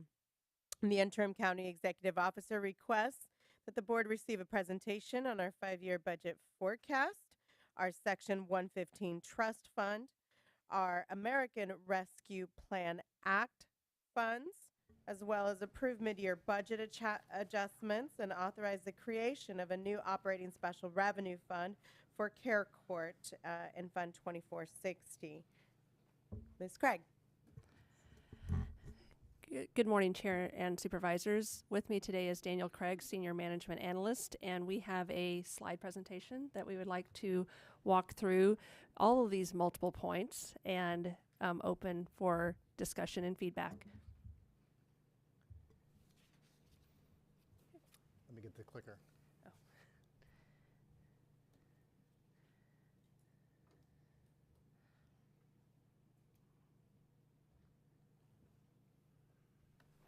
Hi, good morning. I'm Daniel Sanchez. I'm going to go through the 5-year forecast presentation. This is an annual thing that, for those of you who've been here, I'm sure you recognize many years of this, so I'll run through it. So this is a projection based on last year's adopted budget, or we use the data from the 22-23 adopted budget. And the purpose of it is to give you all a good sense of the state of the county's fund, specifically the general fund, to give us a sense of to what extent are we going to be able to maintain existing service levels into the future. That's kind of the idea.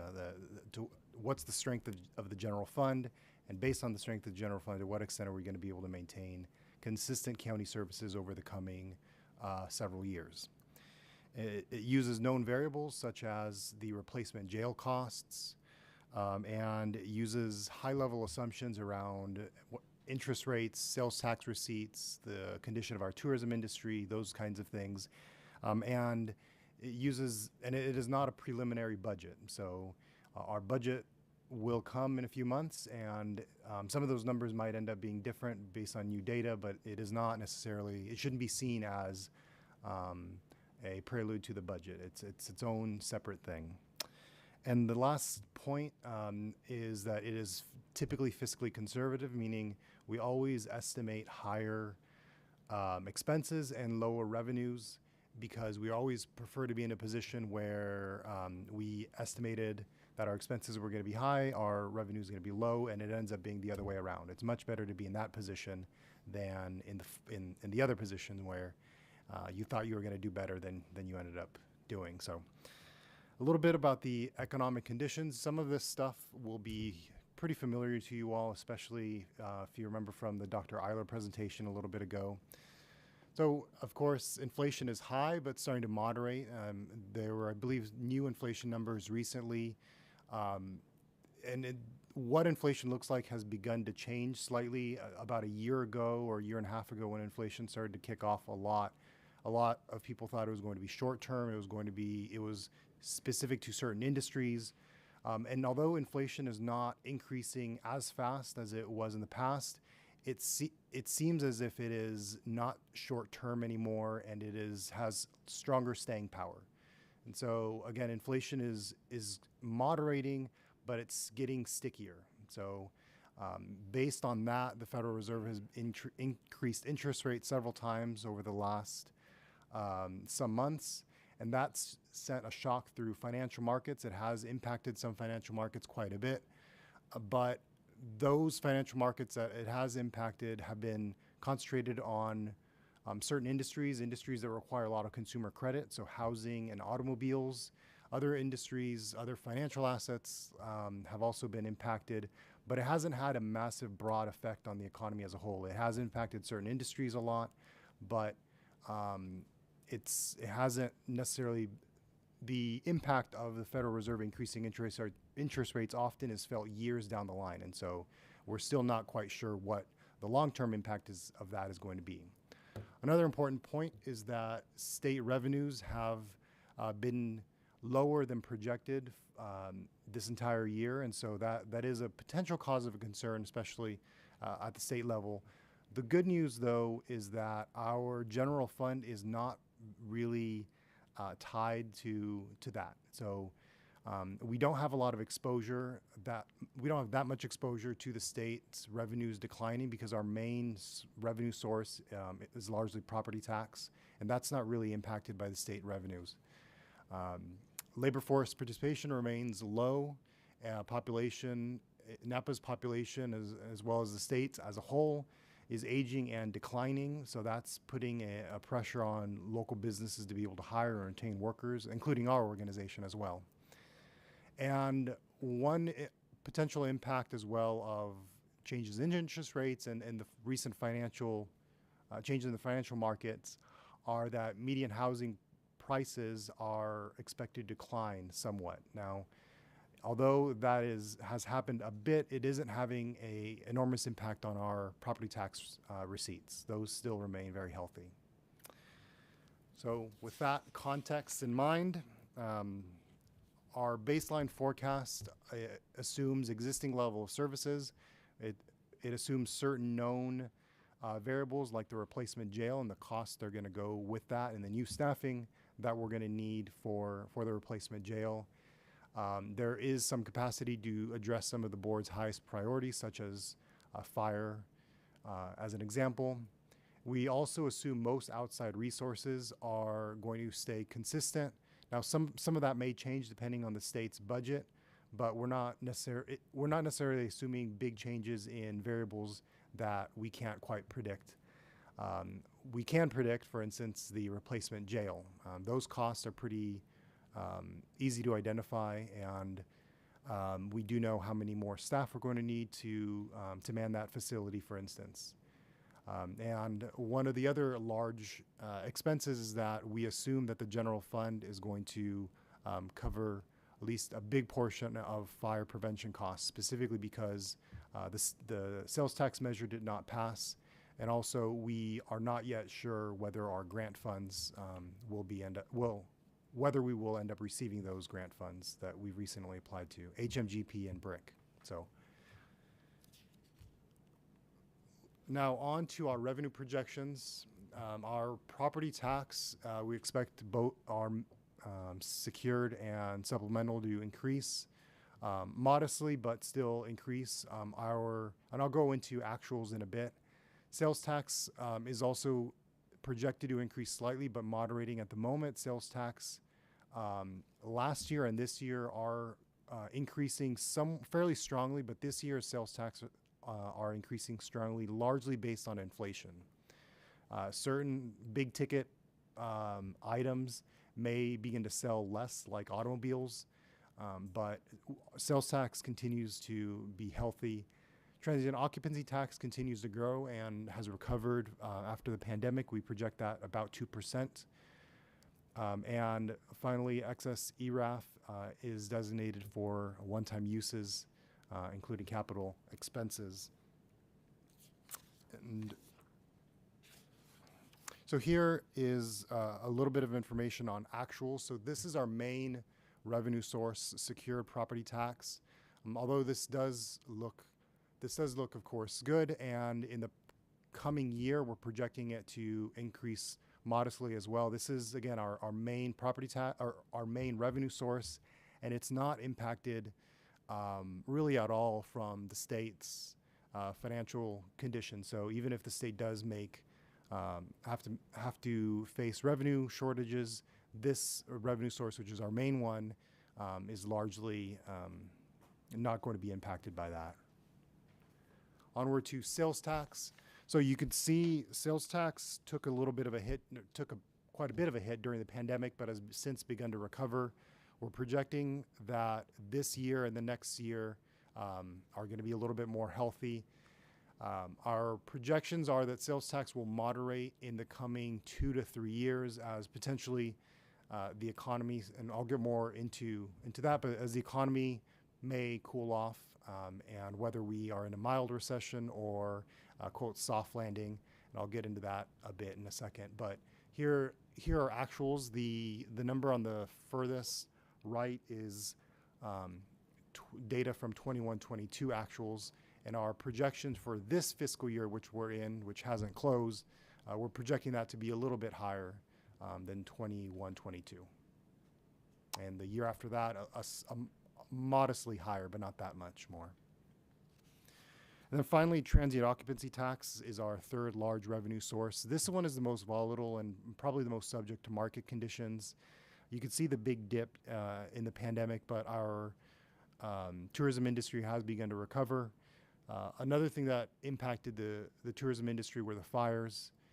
And this one, again, it tends to be more volatile, and it tends to move much more with the conditions of the broader economy, but we are projecting that absent any other large shocks, this one we expect to go up modestly each year over year. So a little bit more on expenditure projections. This one was a little bit simpler because our largest expenditure are our people, salary and benefits, and recent MOUs have been approved, and so we know what those expenses are going to be. Our COLAs that were are 3.25%, and services supplies, we expect those to be a little bit higher based on inflation. Those can be a wide variety of things, everything from food in the jail, which is going up quite a bit higher, but also contracts for services won't necessarily go up as high.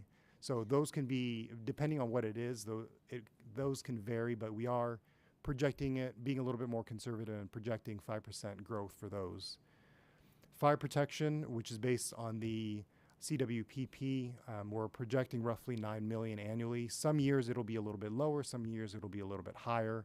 And this expense is one of the largest expenses that we're projecting the general fund would cover at the moment. And this is absent any new revenue sources. So we expect the general fund would cover the CWPP. And the last big expenditure is the replacement jail. And next fiscal year, or the coming fiscal year, we're expecting just under $1 million for that as our department head begins to hire new staff to fill that jail, begins to get ready to fill that jail. So a lot of preparation, months or even about a year was worth of preparation has to go in to have that jail ready to go. But once it's operating, we expect it to be an increase of about $3.4 million per year, and increasing. The main source of the increase is going to be the people in that jail. It's going to require quite a bit new staff, new cooks, more officers in there, because it's simply a larger facility. And so that's that's one of the fourth of the large expenditure categories. Other major issues, every year, we mentioned this, the vehicle license fee, the potential 2-year non-receipt of that revenue source is approximately $25 million next year, and then $25 million the year after that. Some of the latest data that we've received from our treasurer tax collector suggests that Napa Valley School District may not become basic aid for a few more years, and so the potential loss of that revenue source may not be faced in 2024, 25, but it may be further down the line. So that is good news. The potential loss in that may occur later down the road. Other issues are, again, fire prevention costs. We're assuming no new revenue for that. The replacement jail costs, and maintaining or replacing county facilities. Our Director Steve Letter has and will continue to come back to mention the potential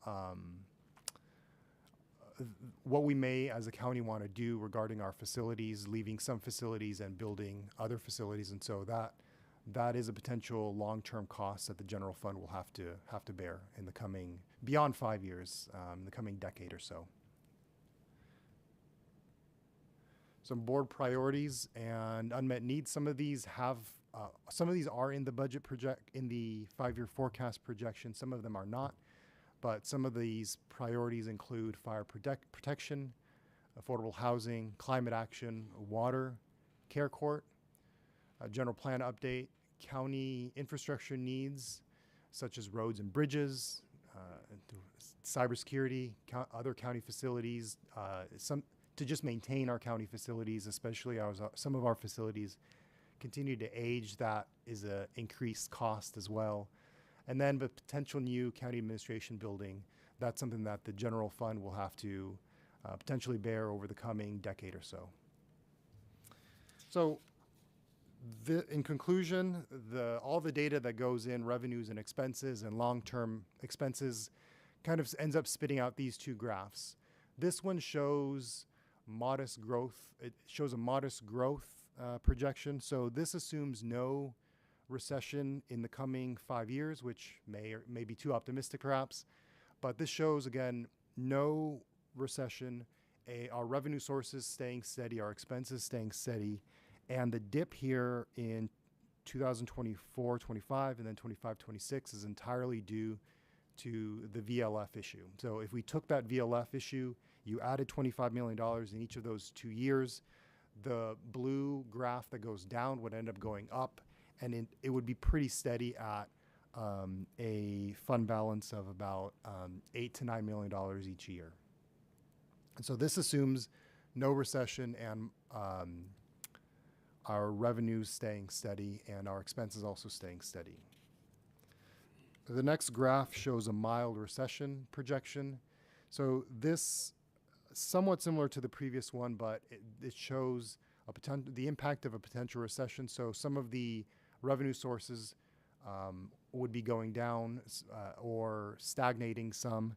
So the 2 years that are in the negative, these are still entirely due to the VLF issue. So absent the VLF issue, if we had those extra $25 million, we would actually not be in a negative. We would be in a modest positive. We would probably be around $4 million, $5 million in the positive both of those years.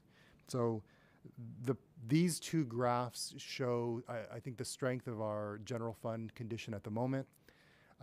And the mild recession projection and the previous graph, the modest growth projection, both of them are very, very similar, and that's on purpose because most of economic forecasts and predictions are suggesting that we'll either be in a, quote, a soft landing from inflation or a modest recession. But at some point, there's a lot of gray area, and there may not be that much difference between the two.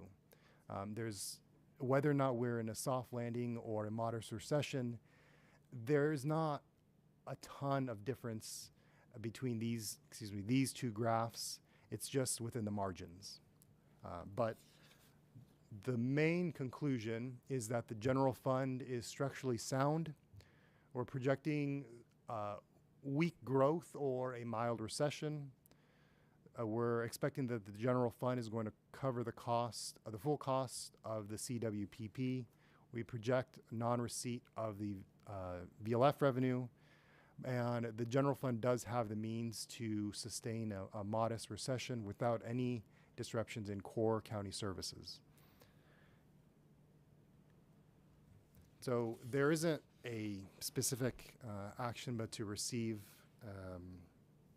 and discuss the 5-year forecast. We can go to the other items, or happy to take questions at this time. Supervisor Berryessa. Thank you, Chair, and Daniel, thank you for the presentation. A little bit more concerned about a recession since folks keep talking about it and some of the bank news. But, you know, I appreciate the growth in revenue. Since I've been on the board, we've always had growth. But at a certain point, you know, we all acknowledge that we're transitioning from a high growth model to more of a model of sustainable growth. That trickles down to revenues. So in terms of these great numbers, do we feel confident in them? What's the underlying assumptions in terms of when we do transition to a more sustainable growth model? We're not going to keep seeing, in my opinion, these type of growth model, you know, these type of growth revenue numbers. So any thoughts around that? To some extent, well, of course, it's hard to say because our main revenue source is property tax, and property tax as long as our property values keep going up, we're probably in a good condition. One, in economics, the good and the bad often come together, and in this case, because we have such a severe housing shortage, the lack of supply in housing shores up the base of how low property values can actually go, because there's such a shortage of housing in this area. So the negative of our severe housing shortage almost shores up the strength of our property values. Sure. And that can, however, be impacted by conditions in the Bay Area tech industry, for instance, as we saw a lot of layoffs at Facebook, the parent company, Meta, the parent company of Facebook, and others. So it is impacted by the broader Bay Area housing and economic conditions there. But I think the main point I would say on that is because of the lack of housing in the area, it almost creates a higher base than we would otherwise expect in this area. That's not to say that it can't go down, but more bad things would probably have to happen for that to go down. No, and I agree with you, Daniel, on that. I think we have a model that keeps feeding itself, right, which keeps creating reassessments, which we benefit from. So every time you see a nice winery sell, I bet we're all making a lot of money. The county is and the state. The question is, taking a deeper dive, I think, with Mr. Tudor across the street of, you know, how many reassessments have happened? How many more reassessments are out there? That type of detail, I think, would provide us a little bit more comfort to know about where these numbers are going. My concern is we've had a lot of discipline where we've been able to hire, provide good cost of living adjustments, but if the revenues ever change, that changes the structurally sound picture you just illustrated. So that's why, you know, a deeper dive on property taxes would be helpful. On the sales tax, you know, and the TOT, I think our local businesses are doing a great job. They weathered the storm, and they were innovative. I think Visit Napa Valley does a great job of promoting tourism, which creates TOT. But I also know there is carrying capacity on what we can do, and we are benefiting from what they have done to promote the region. But again, just being mindful of how much growth there might be and backing that into what a 5-year plan looks like. And I would probably favor shorter plans right now versus a 5 or a 10-year plan. I think a 2.5-year plan or a 2-year plan is probably more appropriate going forward. So those are just my questions. Thank you. It does get hazy the further you go. Yeah, and you saw with the volatility of banking and how that can change in a second and what that does to the economy. So I think shorter plans for us, because we're transitioning from, again, high growth to a different type of growth model potentially, shorter plans could be more accurate. Supervisor Gallagher. Thank you for the presentation. In one of the first slides, the forecast assumes existing levels of service. And so I just thought it would be helpful if you could go into that a little bit. I'm just curious if you've had conversations with county departments and how we came to that conclusion that we would not actually have higher levels of service going forward.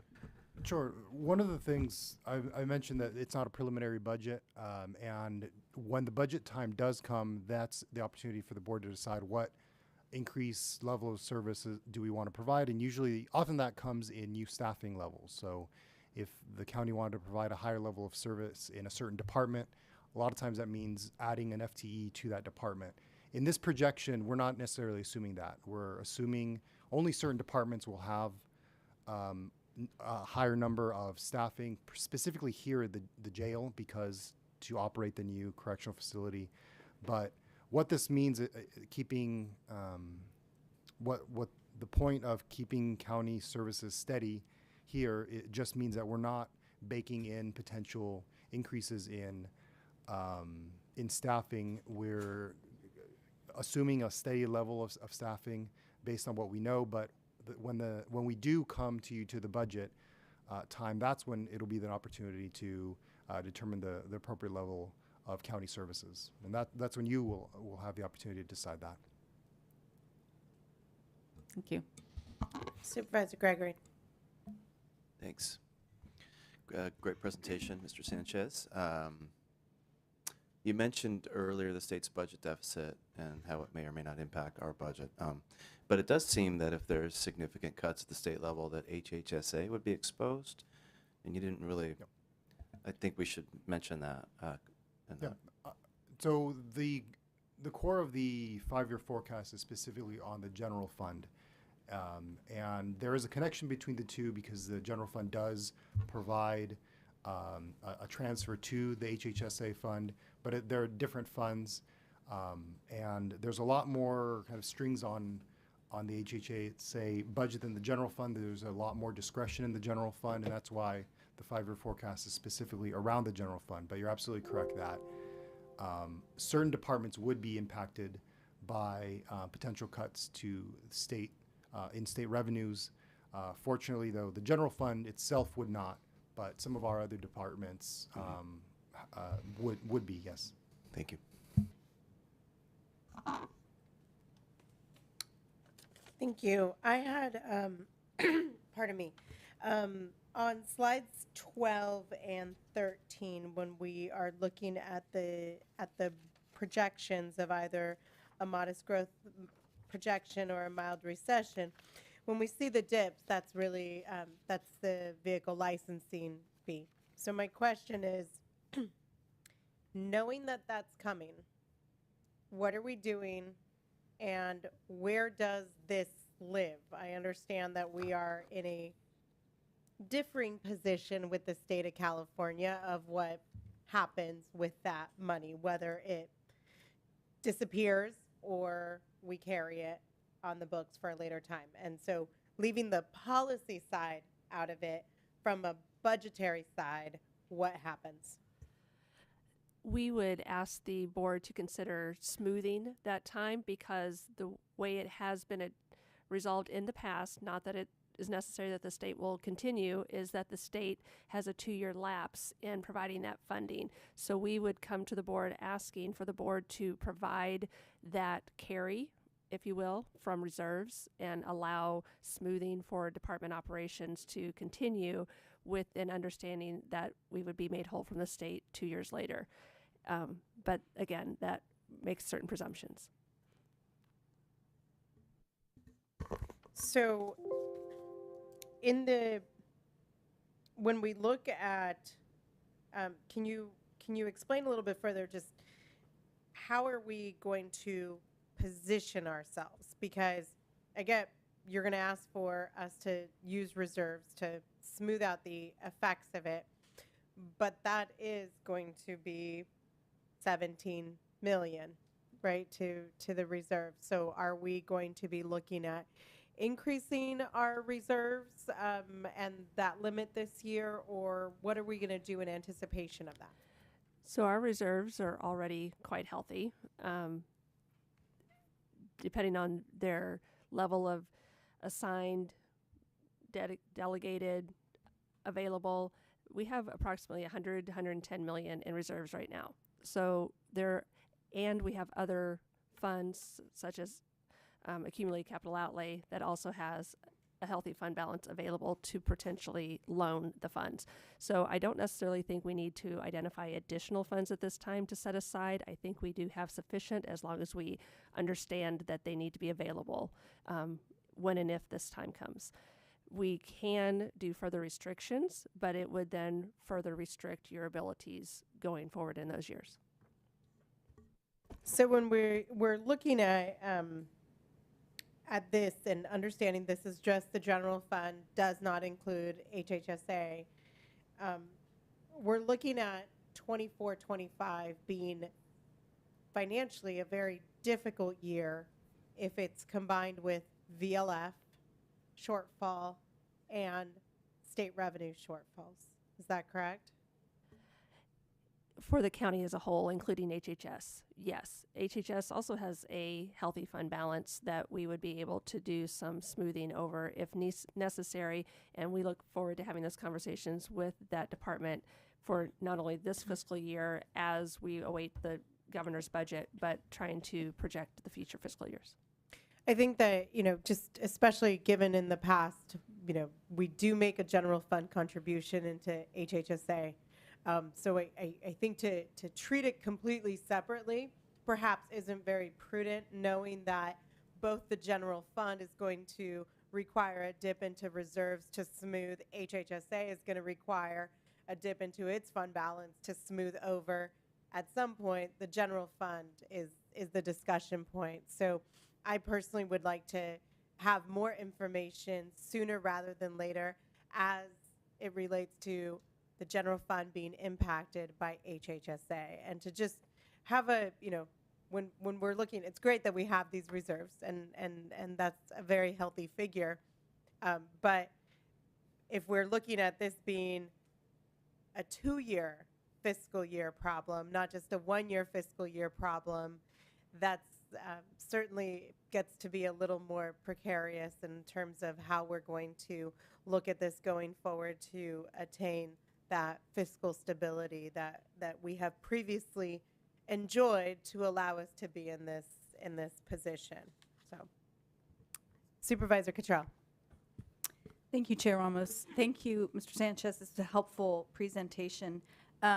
First of all, I had a question about, I know part of the, one of the assumptions here is about the general fund funding the fire prevention costs, because we don't yet know if the HMGP or the BRIC grants will come through. Can you remind us the numbers associated with those grant figures and the timing? Would those be multi-year grants that would remove that $9 million a year for the next 5 years? Sure, and I'll give you rough ones because I don't know the ballpark is great. Thanks. So HMGPs would come first. If we did receive those funds, it might be we might be spending those funds potentially next fiscal year, and that we applied it in 4 batches. So we essentially did almost 4 grants. The total is in the $40 million range for those, but we wouldn't really start to spend that until late next fiscal year. For BRIC, it's in the $50 million and 15 of that would have to have a county match. So BRIC is larger, and it stands for Building Resilient Communities and Infrastructure, and it's a FEMA grant. Both of them are. And BRIC is a further lag, and so we would not be spending any, if we did receive it, we wouldn't be spending any money next fiscal year. It would likely begin the fiscal year after that. So that is 24, 25 or so. But if we receive both, there could be a brief period where we're having to spend both of them. There would be a period where they would potentially overlap. But we don't know that yet, and BRIC is larger and further along into the future. Got it. Thank you. That's helpful. I think to your point, Supervisor Cottrell, is HMGP would also have a match. So our commitment may not be a full $9 million, but it's going to be some portion of that to be able to match those federal funds, and it is going to be over multiple years. And we don't know yet what that combination is going to look like. And we'll bring that to the board for acceptance of those grants and talk about the financial commitments at that time. Thank you. And just to follow up on Supervisor Pedrosa's point about having a shorter time frame, I think that's a great idea to build into this too. For me, I do find the 5-year forecast helpful as well, with the caveat that it's hazy, but it allows us to talk a little bit about potential trends. I think to that point, and in light of the grants and the county matches required to that, I think we really need to start looking at a shorter time frame of what some triggers might be for decision-making points, because we need to look at the decrease in state revenues to HHSA, what that trigger might be, and what that threshold of use of fund balance and what that combination would be with the general fund. I think it's helpful to think about that first before it happens. We don't want to be in a position where we haven't thought it through and we're going to use down the entire HHSA fund balance and maybe not complement that with the general fund. What the pros and cons would be of that. I think we need to also look at if we look at 24-25 being the BRIC year, this number just got a whole lot scarier because we're down the VLF funds. We know that state revenues are going to be coming short. So this number, I understand we don't have that number, but we need to start really looking at how do we position ourselves to be able to accept such a grant. And maybe those are decision points that we need to be making right now to be ready to make those county match investments. Because again, although this is just general fund, but I think we've got a lot of pressures on the general fund coming down in 24-25, and I would like us to be better prepared for those. 2 points. One, we will need to bring back the policy to you in order for us to not be required to do a 5-year forecast, because that is what the policy calls for. Not to say that we can't do other forecast in addition to that. So that is a conversation to have with the board in the future before we do this again.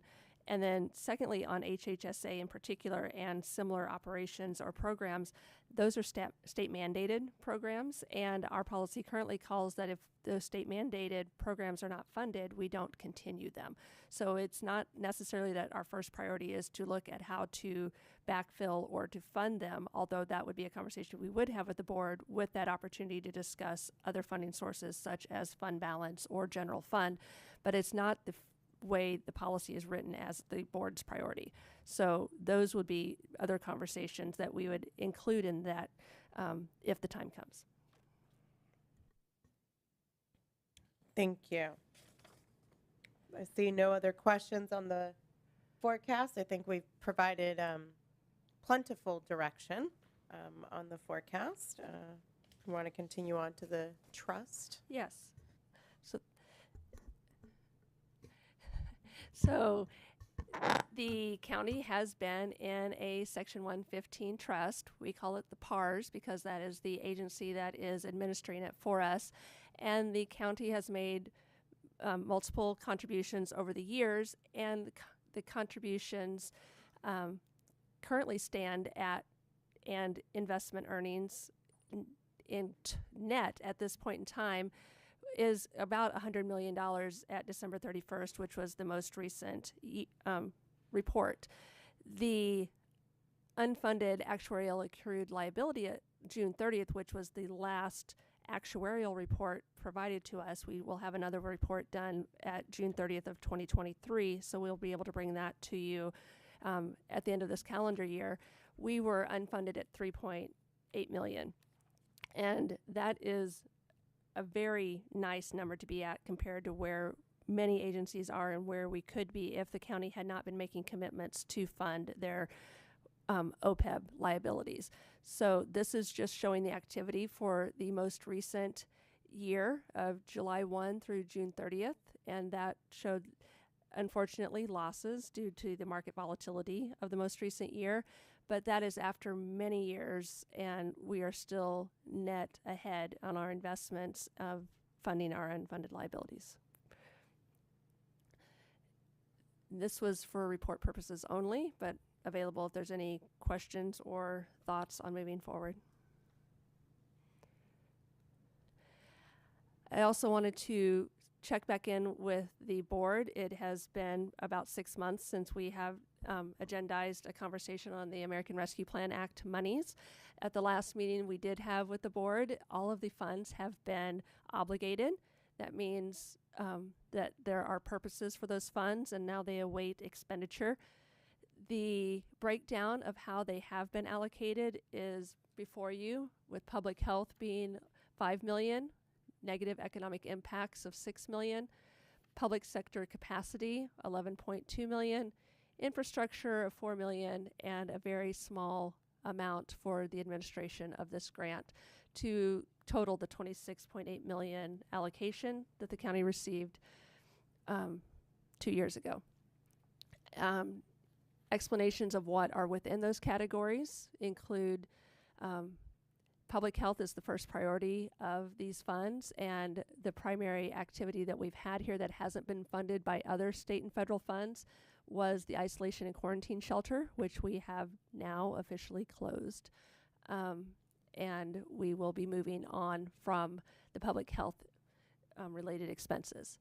The negative economic impacts, we have a $2 million investment in the Wine Valley Lodge conversion to transitional housing, and we are awaiting their ask for that. We hope that that is done within the next quarter so that we can report to that closed.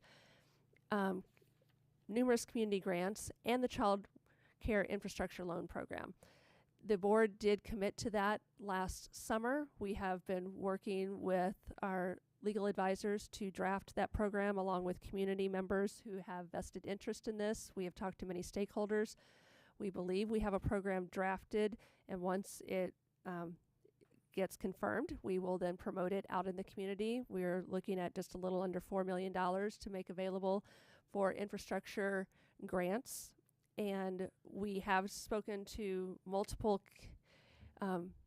interested parties, and we hope to receive applications that we can then bring back to this board for consideration and get the money into the community invested where the priority is. Under public sector capacity, we reported the allowance per the standard allowance for county use of sick leave as well as other eligible expenses of the county. And in turn, the county was then able to identify its priorities on using its funds elsewhere, including MSA grants, fire prevention, and road improvements.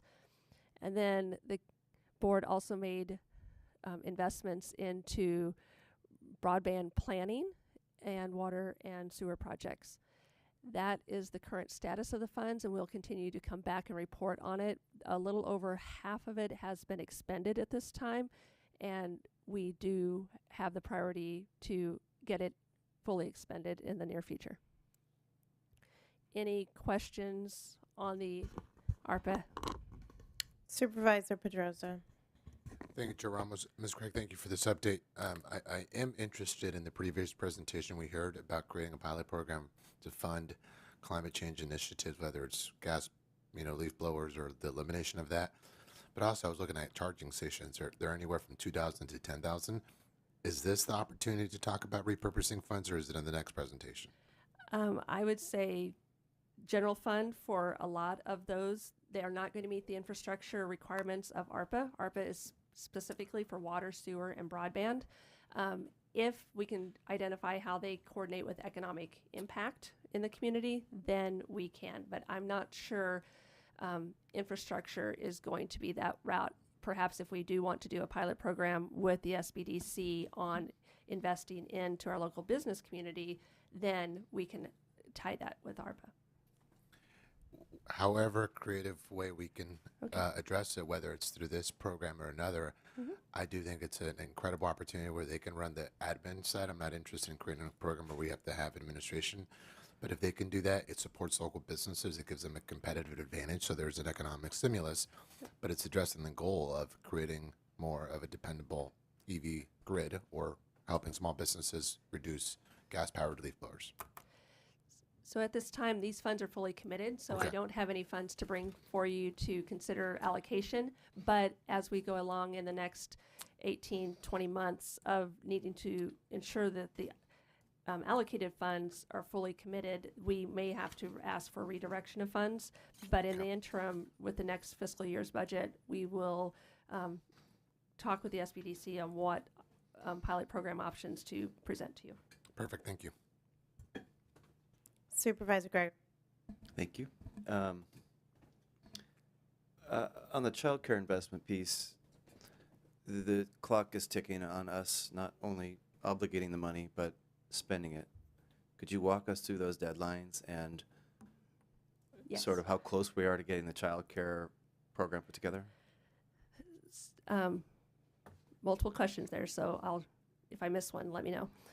The ARPA requirements are to have the funds obligated by December 31st of 2024. So year and a half, 2021 months. We have them allocated at this time, but we don't have them obligated. All of the funds have been obligated, but for the child care. And so getting that grant out and getting those applications going is going to be key to getting those funds obligated. We are hopeful that we will get our legal review and approval here within the next few weeks. We have been waiting for a while now, and we are receiving inquiries and feedback on the program now. So we are, again, hopeful, but we don't have any certainty for you at this time.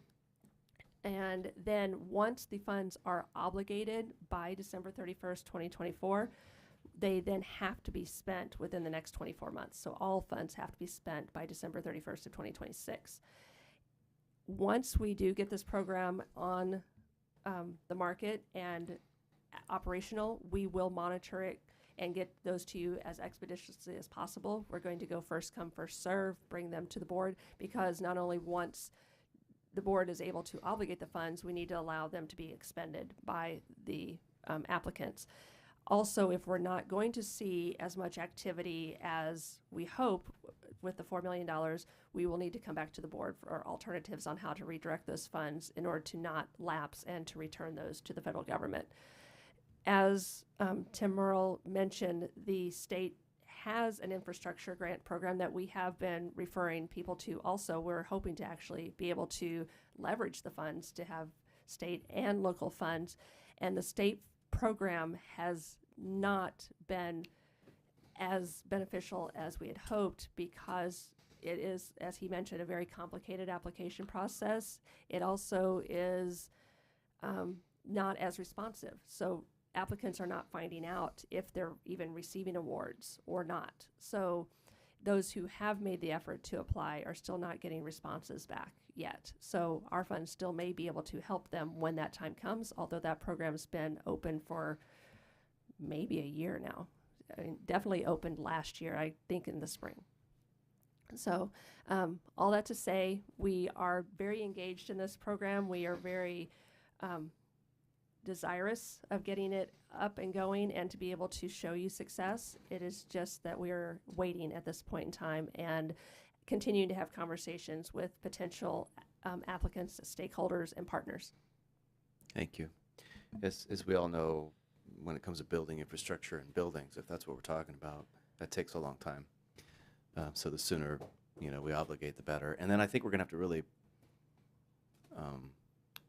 partner with whoever we obligate the money to and help, do what we can to help manage the project to success. It can be very frustrating for somebody taking on a project maybe for the first time. So anyway, that's all to come. But I appreciate that that program will be out soon.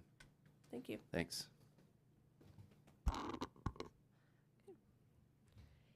Any other discussion on American Rescue Plan Act before we move on to the next part of our report? No. Thank you. The mid-year fiscal review, we kicked this off in January when we came to the board and asked to start the budget process when the policies were adopted and the direction was given. And the departments have then spent time estimating their revenues and expenses for the rest of this fiscal year. That is step one, so that way we can have an idea of what adjustments are necessary to complete this year, as well as projecting what our potential estimated ending fund balance could be.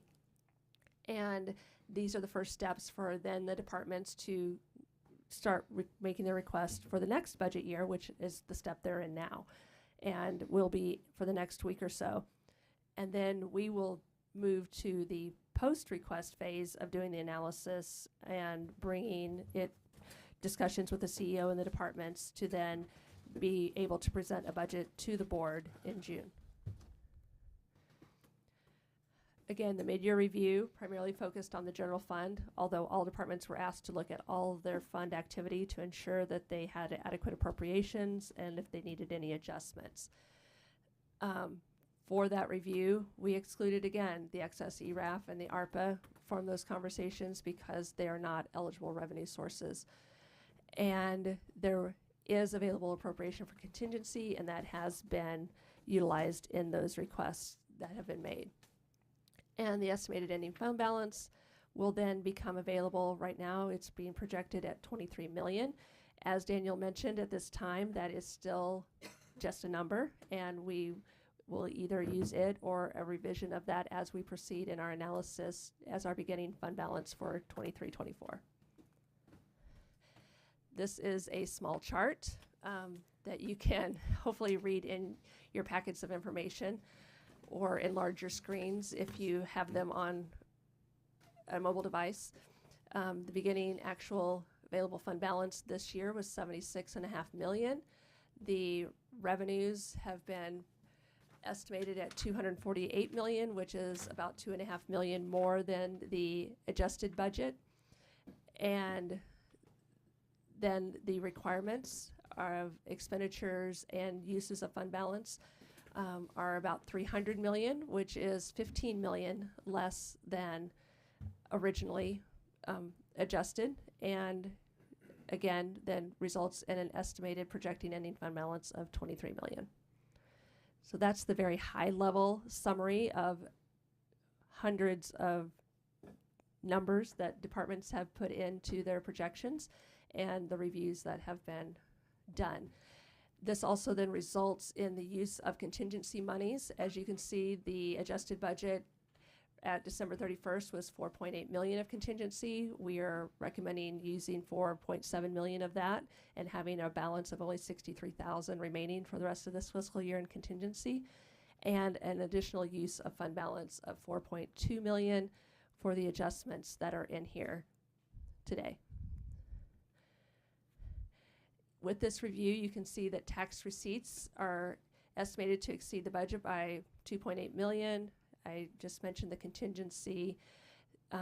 Many of those uses are either for salaries and benefits, because when we did bring the MOUs forward over the last 6 months, we did ask for budget adjustments for a portion, 75% of those costs, with the understanding that departments may still absorb some of that over the fiscal year with vacancies and turnover. We also had new positions requested through this fiscal year, as well as equity pay adjustments. So anything in excess of those previous budget adjustments are now being represented here by departments doing the analysis of what's needed for the remainder of the year, as well as overtime that is additional above and beyond what was originally requested. We also have requests for outside counsel purposes. ITS having significant inflationary increases that need to be addressed, as then again with an estimated healthy fund balance. So with all of that, we are asking for the board to consider receiving the mid-year fiscal review, the budget adjustments, as well as authorizing the creation of the new special revenue fund for care court. We usually bring new funds to the board for recognition with the annual budget. However, the state decided to give us some restricted money here during the year to start planning for care court, and therefore we're asking the board to create a special revenue fund for that purpose so we can set it aside and use it for its intent and not be mingled with other funds. With that, we're open for any questions. We do have a correction memo. Correction Yes, memo. Thank you for You that would talk reminder. about that? We do have a correction memo for one of the mid-year budget adjustments that we received new information yesterday on its allocation, and we wanted to thankfully have time to bring it to you as a correction as opposed to a follow-up agenda item. And what is, can you elaborate a little bit? What is the correction? I see that there are very different numbers when compared to what was in the correct memo. So Senator Dodd was able to identify state funding for local county purposes that will be passed through the county. And we were told it was $9 million, with our understanding that $6 million was going to be for fire purposes and $3 million for other community requests. And so that was the original journal that we were being asked to how to identify those funds for use. We then received further detail from Senator Dodd's office yesterday that the breakdown is $4 million for road-related fire purposes, such as evacuation routes. So that is why $4 million is going to $2 million to the roads fund and $2 million to accumulated capital outlay for a future roads project that will come back to the board. So that's $4 million of the $9 million. $1 million is specifically to fire mitigation, and then the balance being the other $4 million for community investments to the city of St. Helena, to Elbrid, and then to the American Canyon Boys and Girls Club. Break down the remainder $4 million three ways. Is that the item that's listed as line item G of grants? Is that $4 million?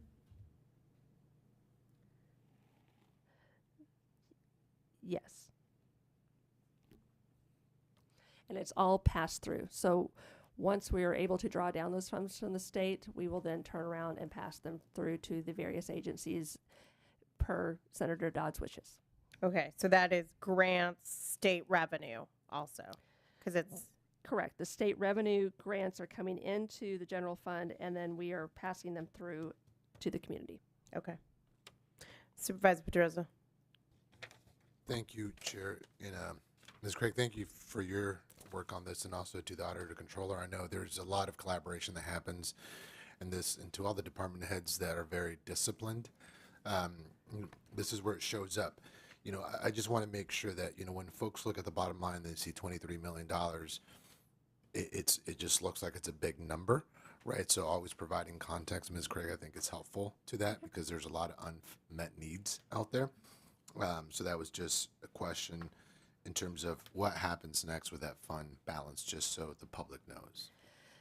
The fund balance then is available to the board to reinvest in operations. So we will then make that available into the 23-24 budget for the programs that's requested by the departments and directed by the board. Got it. So as we look at the upcoming budget and we talk about the unfunded CWPP or other initiatives, that's where we have an ability to draw from, correct? Correct. Okay. Again, I just want to thank staff.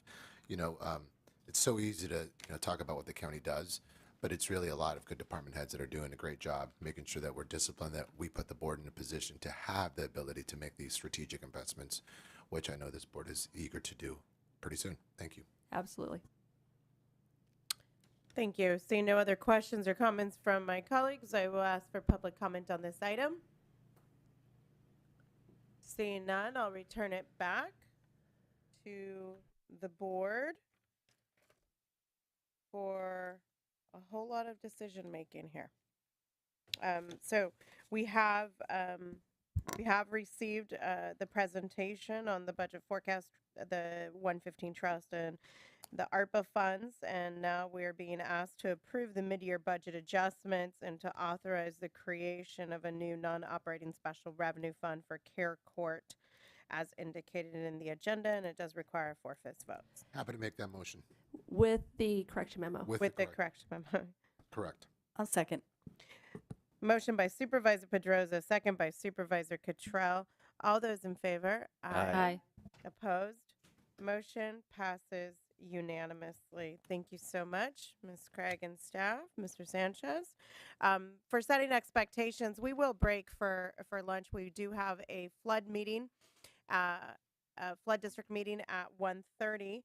Upon the conclusion of flood, we'll go immediately into closed session to handle one item. So I will ask County Council to announce that item shortly, and then we will take up the balance of our calendar. County Council, if you would please announce item 18A. Thank you very much. So item 18A is the conference with legal counsel. Existing litigation, the name of the case is In Re National Prescription Opioid Litigation. Case number is in the U.S. District Court for the Northern District of Ohio. Case number 117MD2804. Thank you. At this time, I'll take public comment on our closed session item. Seeing none, I'll close public comment, and we will now recess for our lunch break, and we will be back after we take up our closed session later this afternoon. Thank you. Recording stopped.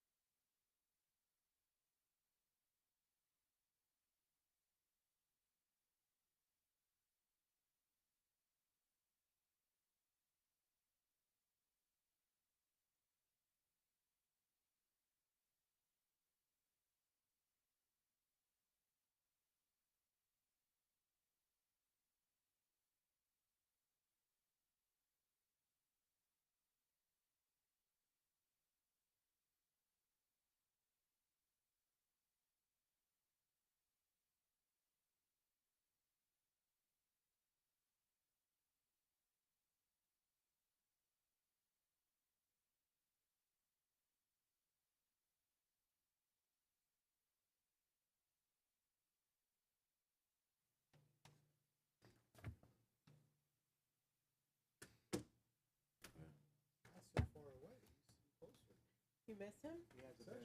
Recording in progress. All right, we're on.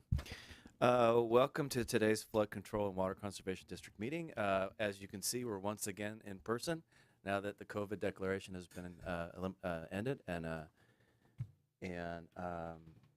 it's great seeing everybody, especially on a day like this where it's probably hard to get here for the Up Valley folks. So, thanks for being here. Roll call, please. Director Cottrell. Here. Director Doring. Director Gallagher. Here. Director Garcia is excused.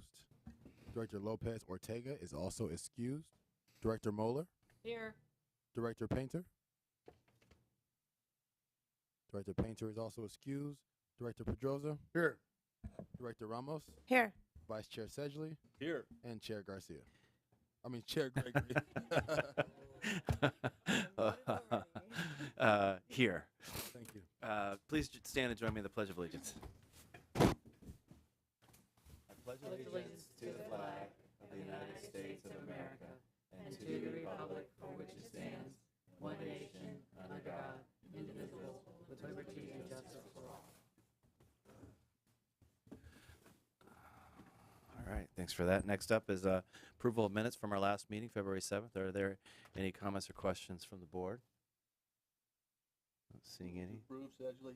Second. Thank you. A quick check on public comment on our minutes. I don't see any. All right, motion and a second. All in favor? Aye. Aye. That passes unanimously. Thank you. No presentations today. We'll move on to our two consent items, items A and B. Any comments, questions, any wish to poll or discuss? I don't see any from the dais. Any public comment on our consent calendar today? Not seeing any. Is there a motion to approve? Motion made by Moeller. Thank you. Motion and a second. All in favor? Aye. Aye. That passes unanimously. Thank you. We're on to public comment. This is public comment on anything not on our agenda today.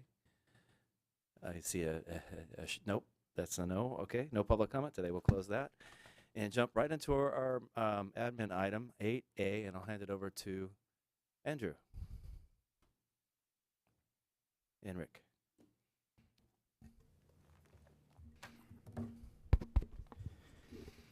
Andrew Butler, District Engineer. This item is requesting authorization for the chair to sign Amendment 1 to our agreement with HDR Engineering to increase the maximum amount to fund the rest of the design for the flood walls north of the bypass project, as well as fund preliminary design of the Imola to Hat flood walls project. We're also requesting a budget adjustment to fund that contract. Our original contract with HDR funded design of the flood walls north of the bypass project to a 35% completion level.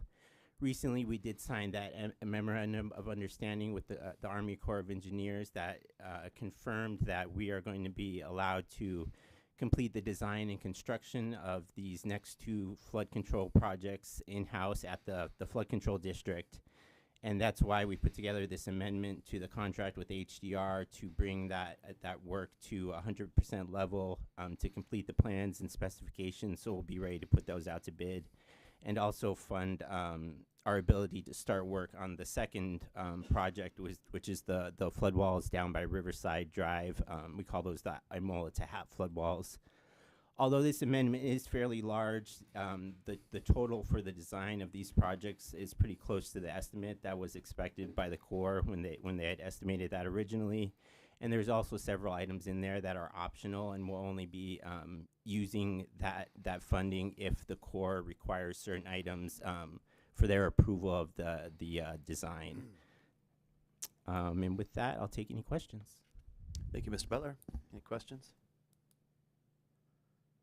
I've got one. So, did you say that this design contract is for the current project, but also the other project south of Boxbow? There's about $125,000 to start design of the southern project. Okay, thank you. But the bulk of it is for bulk of it is to finish the flood walls north of the bypass project to bring that to final. Thank you. No questions from up here. Any public comment? Seeing none, I'll close that. And is there a motion to approve? So Thank you. Motion and a second. All those in favor? Aye. Or any opposed? All right, that passes unanimously. Thank you. Thank you. Thanks, Andrew. All right, stick around, Rick. We'll ask you for your district engineer's report. Oh, is that it? And I'm going to have Chris join me here. Yeah, So, Chris. yes, quick update. So we're in flood watch mode, and we've been on and off for many weeks in flood watch mode as we experience yet another atmospheric river. We don't, the peak river flow today is not expected to actually cause flow in our bypass, but we have, following our standard operating procedure, we've closed the floodgates, and they'll be remaining closed until tomorrow. Did want to say that the Napa Creek culverts have once again done a great job in protecting that neighborhood. It's just that whole system on Napa Creek works so awesome. It takes a lot of attentiveness by us to make sure debris is managed, but it has certainly had its work, done its job this winter. So that is an update on flood watch matters. All good so far. We've got a few more storms coming, but I think later this weekend, but they're not quite as big. So so far so good. I don't think we have any major flooding concerns. And I did want to let Chris give a water supply update, so I'll let him go into that. Thanks, Rick. For the newly elected board members, this will be my first time reporting to you on our state water project deliveries.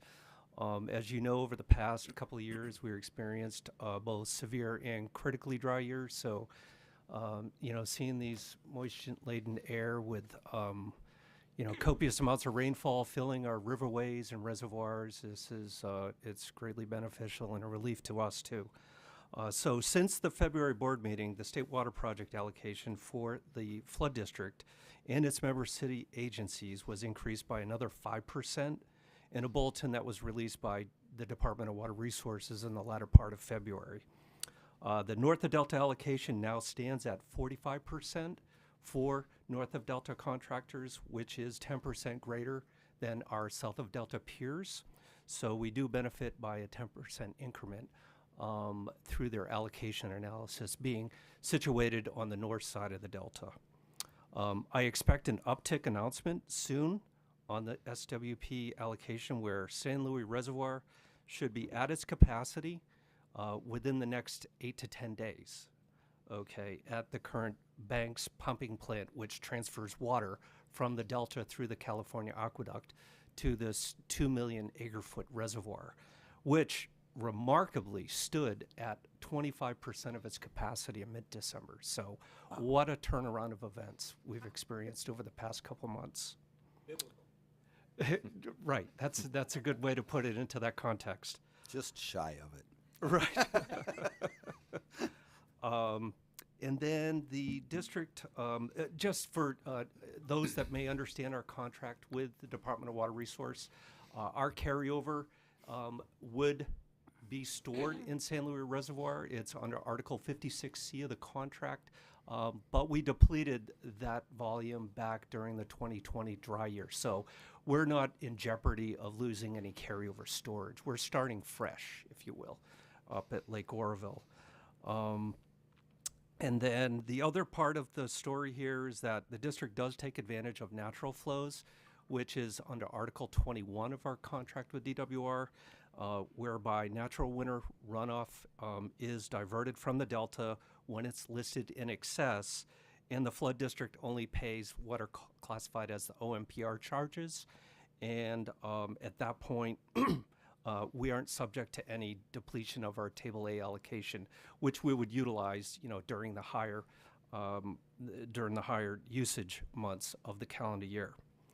So again, my send-off message to the board this month is that the State Water Project Table A allocation will be greater than last year's MBA water deliveries when we actually had reliance on drier assurance programs such as Advanced Table A, Yuba Accord and the Dryer Transfer Program, to which we don't foresee ourselves needing to be participants in those this year, because those came with an added expense. And lastly, Rick and I also did want to touch upon reservoir capacity, as that came up during the last board meeting. We did have a water TAC meeting with our member city agencies. It wasn't fully attended, so we would like to have that opportunity to get feedback and comment from them on their local planning studies before approaching the board and having a discussion on a regional basis. Right, so we think we can probably bring that in April. We should. Correct. Do you have a water TAC before then? We right? do, Okay. yes. So we'll try. We think because the cities are the owners of those, facilities, it would be good to check in with them and see how we want to frame that discussion on possible increased capacity in reservoir storage. And I think that's it for updates, unless there's any other questions anyone would like answered. Go ahead. So just from Yountville, we would like to have a seat at the table, but we don't really own Rector Reservoir. The state does. So I would love for you to reach out to Calvet and see if you could get them at the table. That'd be really great. Okay. We do have a member, someone in Yountville participates, Yes, right? we have Don. Right. So they are part of the discussion. Who is that? Don Calhoun?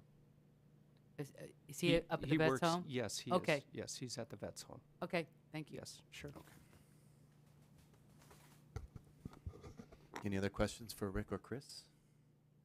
Well, this abundant water resource is certainly the silver lining to a winter like this, where we've sustained a lot of damage. So it's good to have the plus that goes with the minus. Right. So this is great news. Thank you very much. Okay. Thank you. Any board of directors reports or announcements? Not seeing any. Any future agenda items? Yeah. Director Pedroza. At the Board of Supervisors about the concept of looking at our reservoirs and how to increase capacity. And I'm not going to pretend to know how to do it, but in a simplified way, we haven't really cleaned our reservoirs in multiple years. And over time, there's sediment, there's filth that I think reduces capacity. So have we ever explored that concept of trying to not raise the reservoirs, but maybe dredge or look at how to increase capacity? And we have a lot of our city partners here, too.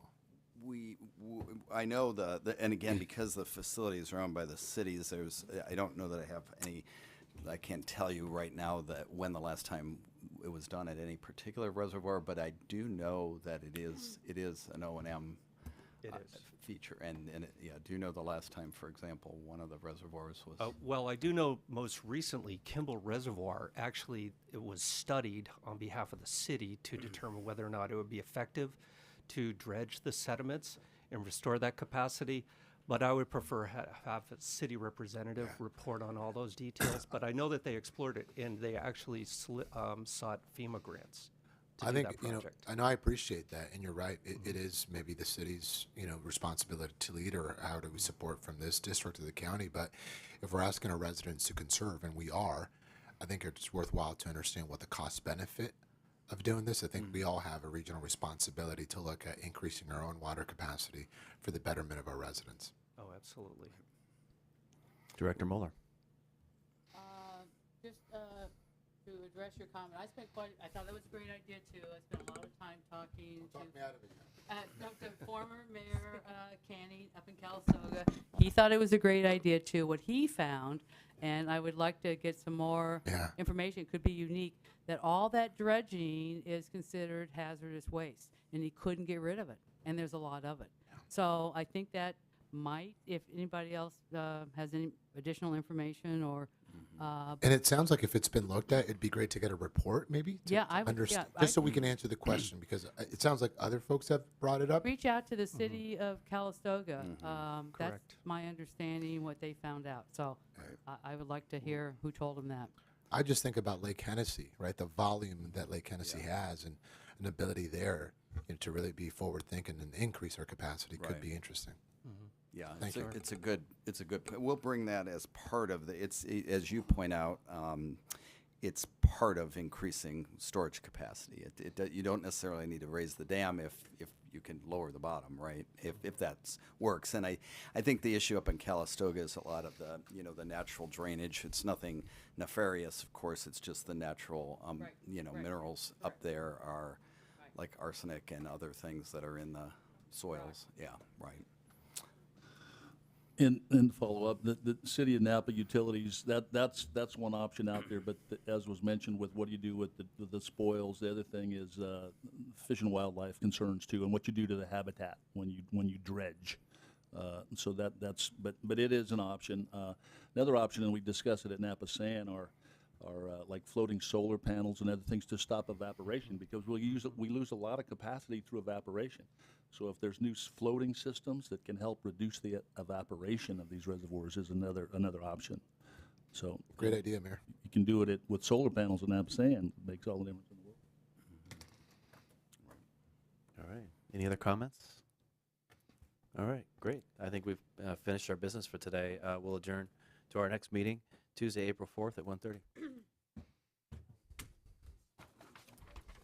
Recording stopped. We'll get a full cover for Nancy for you. We'll get a full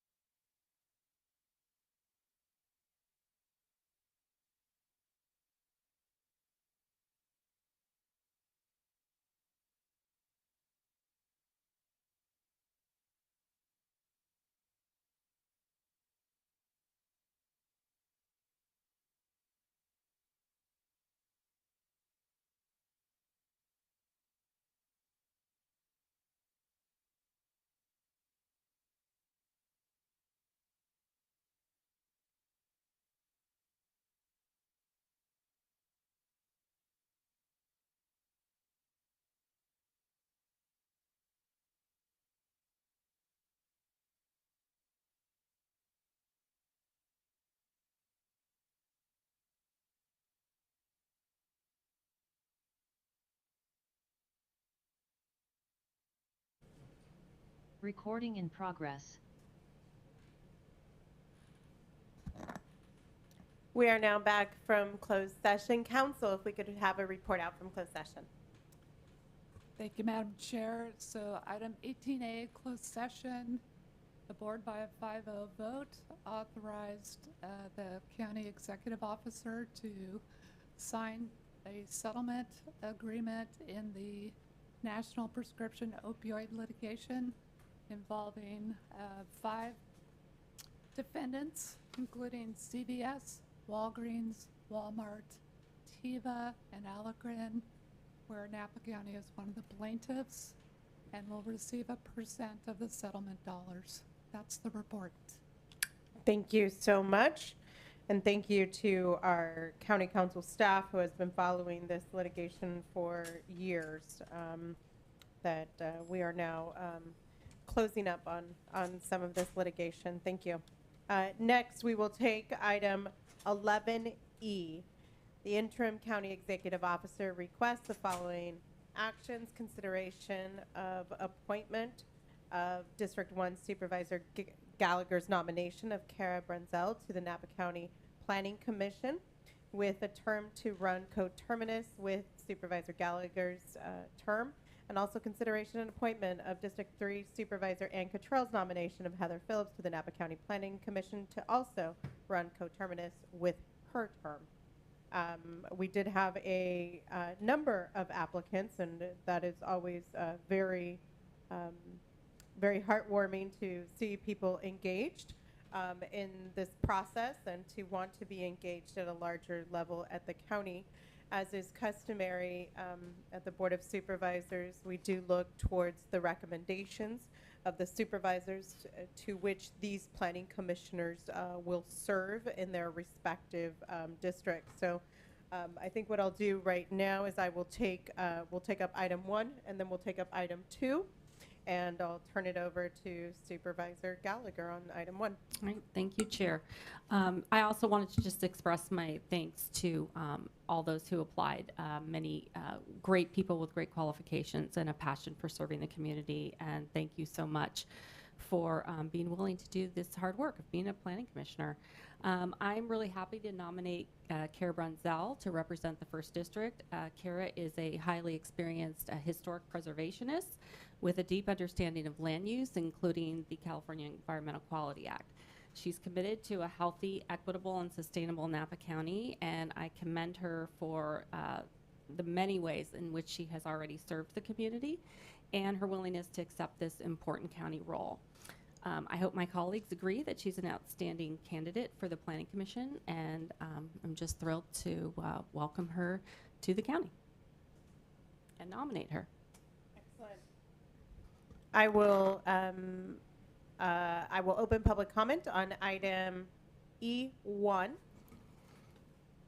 Seeing no public comment, I'll close public comment and bring it back to the board. We do have a motion by Supervisor Gallagher to nominate Kara Brunzell. Second. And a second by Supervisor Pedroza. All those in favor? Aye. Aye. Opposed? Motion passes unanimously, and please extend our congratulations and thanks to now Commissioner Brunzell. And next we will take up item 11E2, and I'll turn it over to Supervisor Cottrell. Thank you, Chair Ramos. And like my colleague Supervisor Gallagher, just wanted to say thank you to all the applicants, and I think it speaks well for our county that we've got this level of interest. And I do also just want to point out that each applicant offers something unique in terms of perspective and experience. So I hope we will be able to get these folks to participate in county government in other ways as well. I am nominating Heather Phillips because I believe she'll bring the perspective of a grower vintner to the Planning Commission, something that it does not have right now. And also she lives in the unincorporated county, and it's important to have the voice of rural residents included in county-wide decision-making. Heather, until June 2022, lived in District 3, but when we did the redistricting, she now lives about 500 yards from District 3. However, as I understand, one can choose a planning commissioner regardless of district. And so I think her experience is relevant too. She previously served as a planning commissioner for Supervisor Brad Wagenknecht when she lived in the South County. So she also brings some planning commission and land use experience. And I am excited to welcome her to the Planning Commission. Okay. Seeing no other comments, what I will say, I appreciate especially the input that both of you as former commissioners have put into your choices, and not having been a commissioner before, I very much value your opinions and your nominations, so thank you both for that. I will open public comment on item 11E2. Seeing none, I'll close public comment and bring it back to the board. We do have a motion by Supervisor Cottrell to nominate Heather Phillips to the Napa County Planning Commission. Second. And a second by Supervisor Gallagher. All those in favor? Aye. Opposed? Motion passes unanimously. Please do extend our thanks in advance to Commissioner Phillips for her now renewed service to the Napa County Planning Commission. Okay. And again, thanks to all the applicants who took the time to put their name up for consideration and to be willing to serve our county. Next, we will take up item 11F, and we have Mr. Hawks here to provide for us a presentation on an annual report regarding the status of the Napa County General Plan and progress in its implementation as required by Government Code Section 65400. Thank you, Chair, members of the Board of Supervisors. Trevor Hawks, as mentioned, presenting for the Planning, Building, and Environmental Services Department today. As you mentioned, Chair, the item before you today is our annual report to the California Department of Housing and Community Development and the Office of Planning and Research on the county's progress on the general plan. The Napa County General Plan was comprehensively updated in June 2008, and the county's housing element was last updated and certified in December of 2014. The county's circulation element was also updated in 2019, and on January 24th, 2023, the board adopted an update to the county's housing element for the sixth cycle planning period, which is pending certification with HCD. Government code requires planning agencies to prepare an annual report regarding the status of their general plan and its implementation, and to bring that report before the legislative body for comment and consideration prior to submittal to HCD and OPR. HCD also provides a fillable database for reporting on the agency's progress on their housing element programs and their progress on the regional housing needs allocation. This RENA progress report covers the final year of our fifth cycle planning period, which covers the years 2014 through 2022.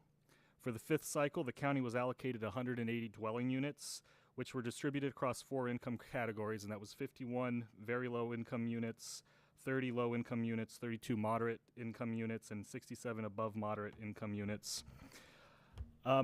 In calendar year 2022, the county issued 24 building permits to develop dwelling units.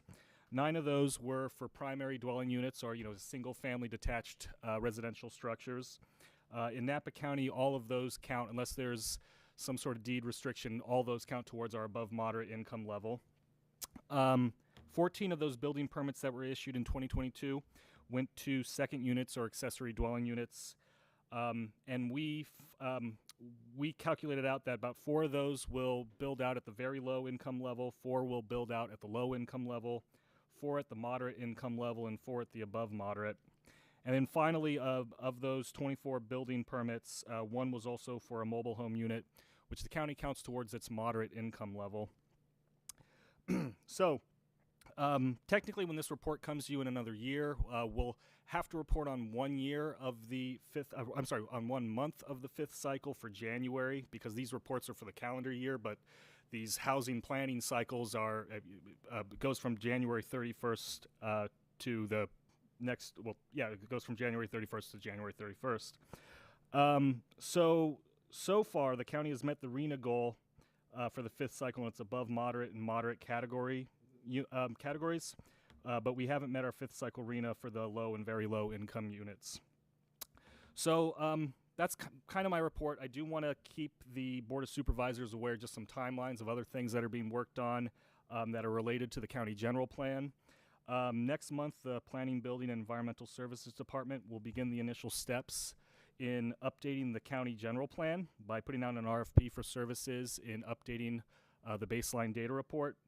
While the update to the general plan is not going to take place, be able to finish in about a year, eventually in several years we will update that and we'll have new action items as part of this report that goes to HCD and OPR. Next year's housing element programs implementation table will utilize the programs adopted in the 6th cycle housing element that the board adopted back in January. And then just to let you know, staff is working on bringing an update to the safety element, and we are looking to have that go to the Planning Commission on April 5th. So right now, and that'll be for a recommendation to the Board of Supervisors. I'm hoping to bring that to the Board of Supervisors on May 2nd. And with adoption of that, we will also have new action items for the safety element sections of the general plan implementation table. And then I don't have a date for this yet, but one of our action items after the adoption of every housing element is that the board should review the county's growth management system. And I'm hoping maybe within the next month or two to bring that to the Board of Supervisors for a review. And with that, that's my report, and I'm happy to answer any questions. Thank you. Supervisor Cottrell. Thank you, and thanks, Mr. Hawks, for the presentation. It's great to be in constant education about what's happening with the housing element. I just going over the numbers that the counties met, that where we still need to do some work is meeting the low and very low tranches. And so we've got 14 building permits issued and 16 remaining for low, 14 issued, and 37 remaining for very low. And I just wondered if you could talk to us about, are there plans to work on that number, or are we, and is there any trend that we can see that that will improve or not? Yeah, so I'm really happy you asked that question. I have two answers to it. So obviously, the board adopted the 6th cycle housing element in January. We have, which has 3 identified sites in it for affordable housing development. If over the 6th period, those develop out and we have affordable units in them that are deed restricted, I would assume that we will do better progress in the 6th cycle in our low to very low RHNA allocations, simply because we didn't have any of our sites develop out in the 5th cycle, and that impacted our ability to meet those very low to low income RHNA allocations. I would also expect, so besides just the identified sites for affordable housing in the 6th cycle, I would expect that over the 6th cycle, as things stand now, that we might do better on our low to very low income allocation. The board might remember that you approved in the 6th cycle assumptions on ADU development in the county. In the previous report, the 2021 report, we used that allocation to determine ADU units that developed out at very low, low, and moderate income levels for units that did not reply to staff's survey of whether or not they were being rented out or if they were being used for family members. We've historically done that. We don't get a lot of responses to that survey. But HCD allowed us to use those assumptions in our 2021 report. We're using those assumptions in this 2022 report as well, which utilizes the same allocation we used in the updated housing element. I think it's that 30% of the ADUs that will build out at very low, 30 at low, 30 at moderate, and then 10 at above moderate. A lot of that has to do with a lot of the studies and work that's being done by ABAG and HCD to really kind of determine what do ADUs end up getting rented out or used for, at what income levels are people living in them. And because I think in earlier reporting years, we didn't know what we didn't have those reports to look at and make those assumptions. And when you didn't have that, we had to essentially say, well, we don't know, so this ADU was probably above moderate.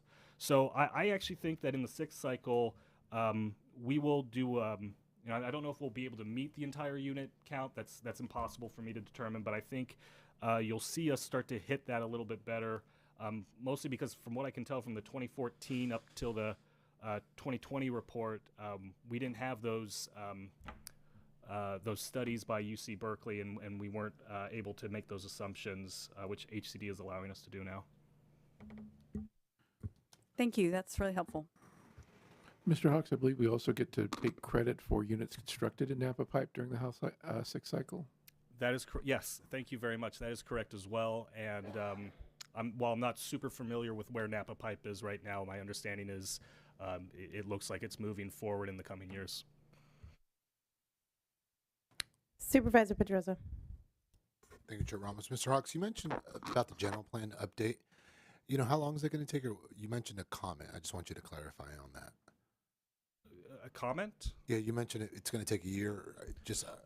Oh, well, I mean, next month we're going to put out an RFP for consultants to bid on updating our baseline data report. That's the very first thing we need to complete in the process of updating the county's general plan. A general plan update takes several years. It'll be my first time going through a general plan update, so I don't know what the exact number of years is going to take to update a general plan. That was not what I was expecting. Oh. So, and it's not criticism, Mr. Hawks. I think that's just, maybe others expected that, but maybe that's for a future discussion. I hope this does not take several years to update our general plan. It should be done quicker. I think there's a lot of community anxiety around this opportunity. So again, it's not relative to this point in time, but maybe more for our CO at a later time of managing expectations of how long that process might take or what we have, what's within our control. So thank you. Okay. Didn't see any other questions from the board at this time. I'll open public comment on this item.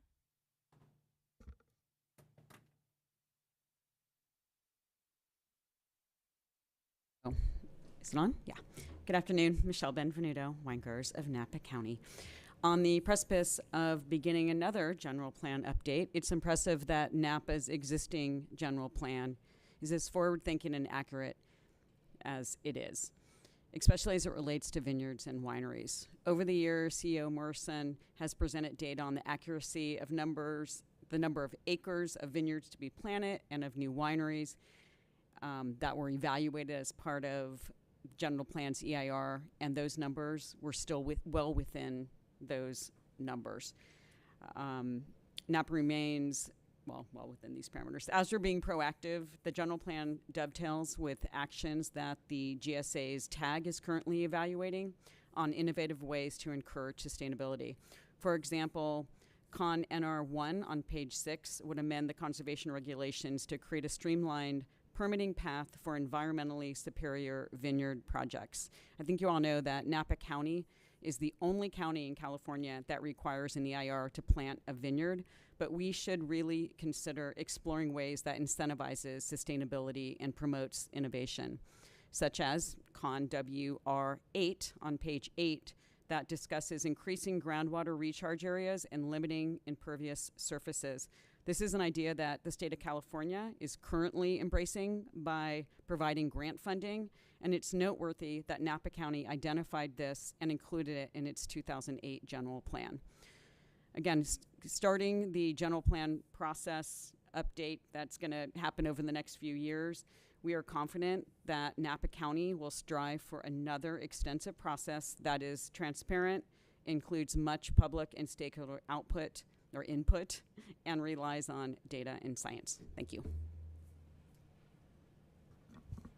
Thank you. Seeing no other public comment, I will close public comment and bring it back to the board. And at this time, what is being requested of us is acceptance of this annual report. Chair, if I may, there was a correction memo on this item. Just want to put that in the record. So Thank you'll be you. voting on the correction as well. Thank you. I appreciate that. Is there anything you wanted to add on the correction memo? Okay. Thank you. Okay. I will certainly entertain a motion at this late hour from my colleague. Second. We have a motion by Supervisor Pedroza, second by Supervisor Cottrell to accept the annual report. All those in favor? Aye. Aye. Aye. Opposed? Motion passes unanimously. Thank you so much. Moving right along, at this time, I will invite Director of Public Works, Mr. Lederer, to join us for item 11H.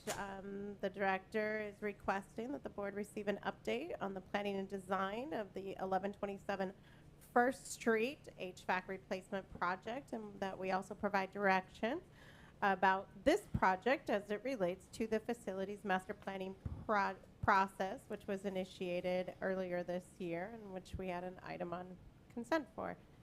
Mr. Lederer. Thank you, Chair Ramos, members of the board. I feel like I've been here before. So, You look familiar. Yes. So 2 topics. One that's kind of fun to talk about, the other a little bit less so. So last, and I knew Daniel would be joining us, Daniel Baso, project manager for the HVAC project. So back in November, we brought to the board the request to finish the design for the 1127 First HVAC project, with the understanding that the board still wanted to think about that in the context of the facilities master plan process that at that time we had not yet started. On January 31st, the board had a meeting to discuss the facilities master plan and gave us a lot of input, which we have tried to synthesize. We've also started the RFP process for our consultants for the facilities master plans. Those consultant inputs are actually due on Friday, so we're well on the way to hiring a consultant to perform the space studies and other consultant tasks required to move the facilities master plan forward. So we're now back. We've completed the design for the air conditioning repair for 1127 First, which also includes a roof repair as well as various control systems and whatnot. So I'll remind the board that we're in a precarious position with this system at 1127. The units there are very old. They've been struggling for some time. We've been trying to hold them together. The 116-degree days we had this summer put additional strains on the units. So come this summer, the units could literally go at any time. There are, correct me if I'm wrong, 4 units there, each of, or the 6 units there. Main and one smaller. Yeah, each of which serve different parts of the building. So if we lose a unit, we're not going to lose the whole building, but we're going to lose habitability basically in different parts of the building. So we're already in that position of risk. If we move forward with the HVAC project, which is a $6.2 million estimated cost right now, even if we move forward with it based on supply chain issues, we're about 18 months out from receiving the units. So no matter what the board does today, for a year and a half, we're going to remain in that situation. It's a little bit separate from this discussion, but we have sat down with the CEO and the department heads there and talked about the alternate plans if that were to happen, in terms of being able to work from home, finding additional spaces. So we're aware that that's a situation that we need to be prepared for, again, no matter what the board does today. So having had the facility master plan discussion, you know, the very beginnings of it, but had that discussion in January, we recognize that really the board's number one priority in the facility master plan discussion is to get our employees out of 1127 first. In order to do that, we obviously need to build something so that they have someplace to go. So, as I've tried to explain in the staff report, we believe that if the board feels like they are committed to doing a downtown office building, recognizing we haven't done the space study yet, so we don't know exactly how big it's going to be, and we don't even know exactly where it'll be. It could be on Sullivan, it could be on the parking lot here. That if the board is committed to fast-tracking a downtown building, then we believe we can get there within 3 or 4 years, essentially a year of study, probably faster than the general plan, perhaps. But about a year of study, probably a year of design, and then 18 months to 24 months of construction. So effectively, we're in a position here where we're looking for a policy decision, if you will. If we believe that it's going to take a longer time to do the downtown building, either because the board feels like that it's just going to take longer than that because it may take longer to make decisions, or we need more input, or we need more discussion, or whatever. If that's going to drag out, then the staff recommendation would be to move forward with the HVAC project because of all the reasons that I mentioned, the precariousness of the situation. On the other hand, if the board feels comfortable that we're going to move down the path of doing the space study, and I'm not saying that we would make hurried decisions, but move down the path of doing the space study, figuring out exactly how much space we need, decide whether we're going to put it on the Sullivan lot or here, because those are basically the two choices. Assistant CEO Craig has already been looking at the financing. The money, it's a lot of money, but the money could be put together in order to do this, and we'd be working on that in parallel.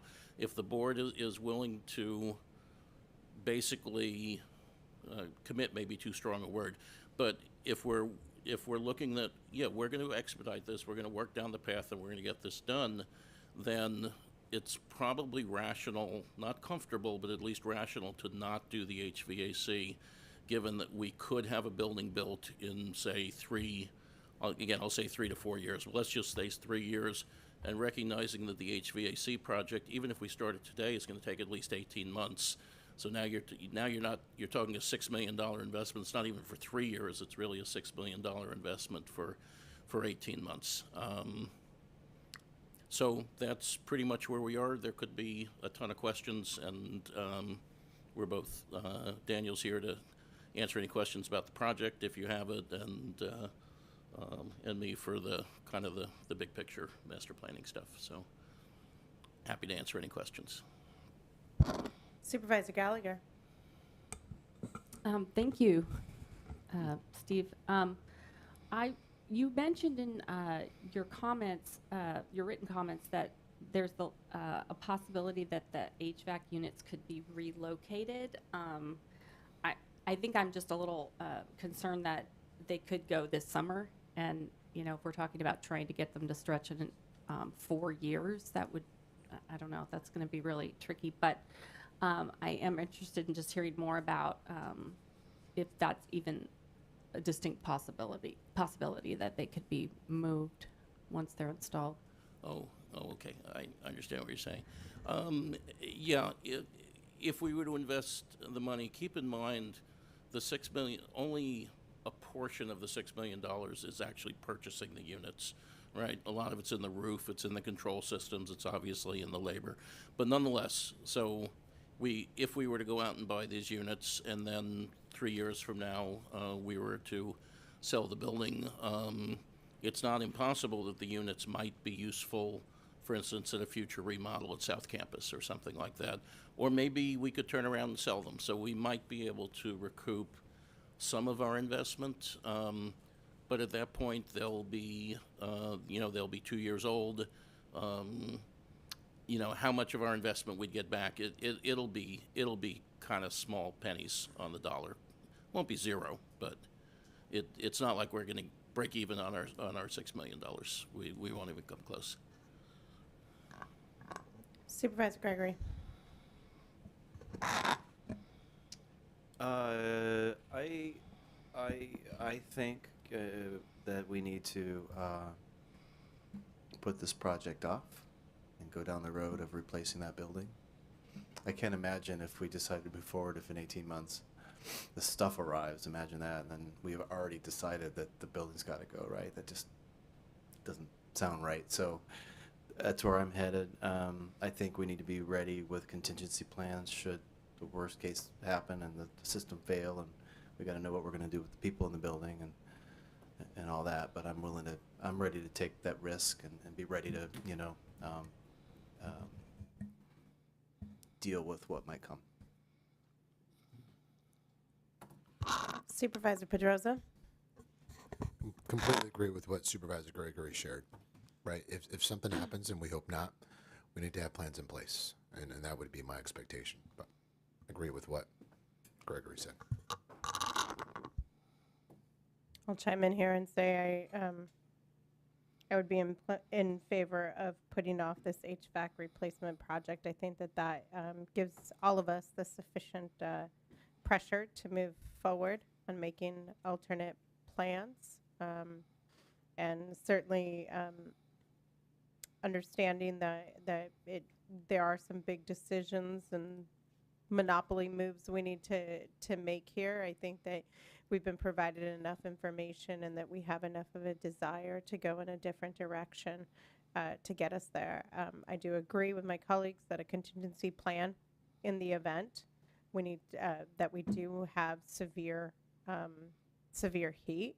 We need to be ready to have a contingency plan of what that looks like, and not just for those that are in the building, but also those that would be impacted if we have to move people into this building, and who's able to work from home. And I think that plan needs a whole lot more front loading of work right now so that we're ready for the summer. But I personally am completely satisfied with sitting and waiting on this project at this time. Supervisor Cottrell? Thank you, Chair Ramos. And I agree with my colleagues that I think holding off on the HVAC plan and proceeding apace with the space study and eventual decision about new building sites. I did want to ask CEO Morrison if you could weigh in, because I think this issue of the contingency plan has big operational potential reverberation. So I just wanted to get your perspective it would be a huge headache for staff to be faced with a failed HVAC system. And so if you could just speak a little bit to your views. We've already had some preliminary discussions with Director Lederer and with the departments who reside within 1127. The 6 units are zonal, so if one failed, it doesn't mean the entire building is without air conditioning. It means an area is out without air conditioning. That could be supplemented with portable units temporarily. We would also look at increasing telework where appropriate, so people could work from home if the building was too uncomfortable. While we do get very warm days here in Napa and had a couple last summer, it's not like we have 3 months of them. These would probably be very brief, limited duration events. We've already started doing some operational planning about how to manage that if one of the units were to go out, or one or more of the units were to go out while we work on this other approach. It may also be that all the units stay in operation for those 3 years. So, but yes, we are looking at that. It will be a little uncomfortable. It will be a little unorthodox, but honestly, given the adjustments we've made over the pandemic for the last 2 to 3 years, it's not necessarily out of normal for what we've been going through. So that's good feedback. Thanks. I'm hearing from you that you're prepared to take on the contingency planning and readjustment if needed. That's correct. We don't have a contingency plan right this very minute. We have started those discussions pending board direction. We didn't want to do a lot of work in preparation, only to find, well, actually, as Director Lederer said before, the supply chain issues remain very relevant. Even if the board gave direction to continue with the replacement of the HVAC units for 1127, those units would not be delivered for 18 months. So even if we went forward, we'd still have to have an operational plan in case those units went out while we're waiting for them to be manufactured and delivered.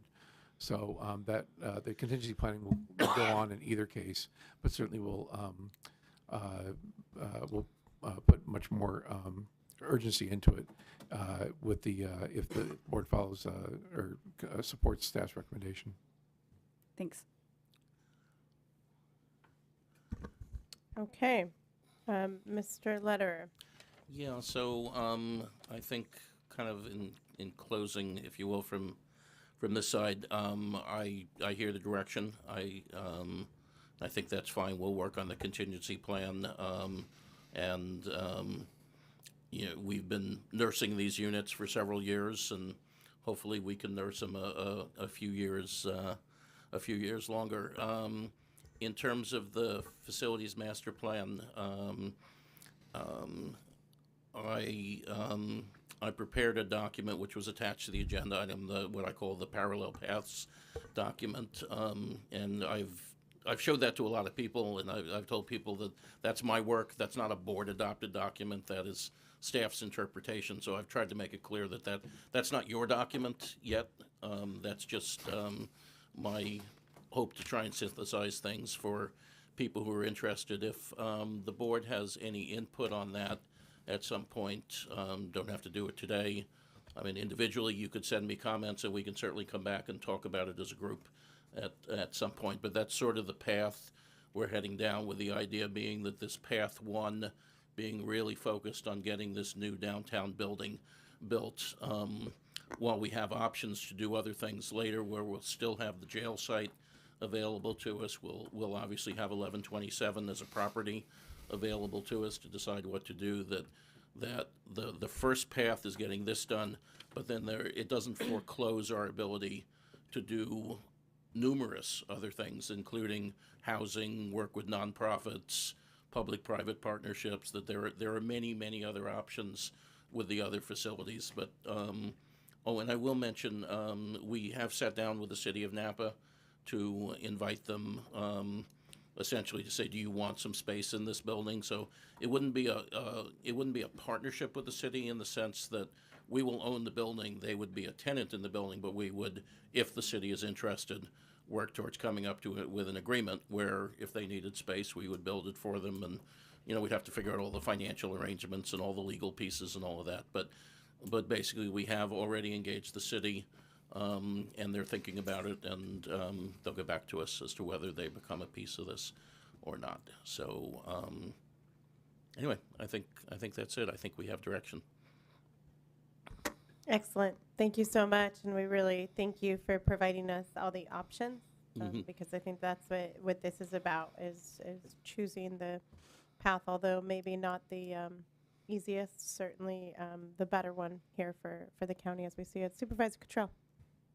Thank you, Chair Ramos. I just wanted to add one thing to the discussion that we have had. And first of all, thank you very much for this multiple paths plan. And first of all, claiming it as your own work, I appreciate. But I think having these categories is very helpful in thinking about it, as well as the map. So thank you for being responsive there. I did a very quick visit with our sheriff at noon today to see the facilities of that his deputies use in the jail structure, and that was helpful for me because I was imagining that once we move out of the jail, everything above ground is available, and it's clear that, you know, he has a team there, office space, break room, lockers, that it sounds like that will need to stay. We will need to have that facility remain somewhat close to the courthouse. So just making sure that, I think it's about 14 people, making sure that that is somehow encapsulated in here and proximal to the courthouse.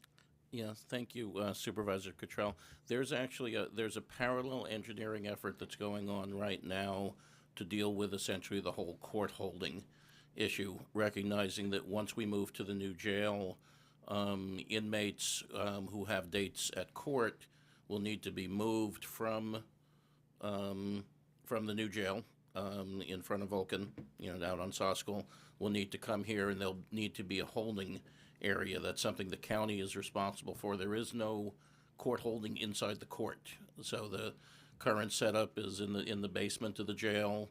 There is a holding area, there's a tunnel between that basement and the courthouse, and that's how inmates move. So when the jail closes and that operation moves, in what we call the intermediate term plan, there's a plan being set up so that we can basically continue to use the building as long as it's there, continue to use it largely as is, but still use the Sally Port, still use the basement, still use the tunnel.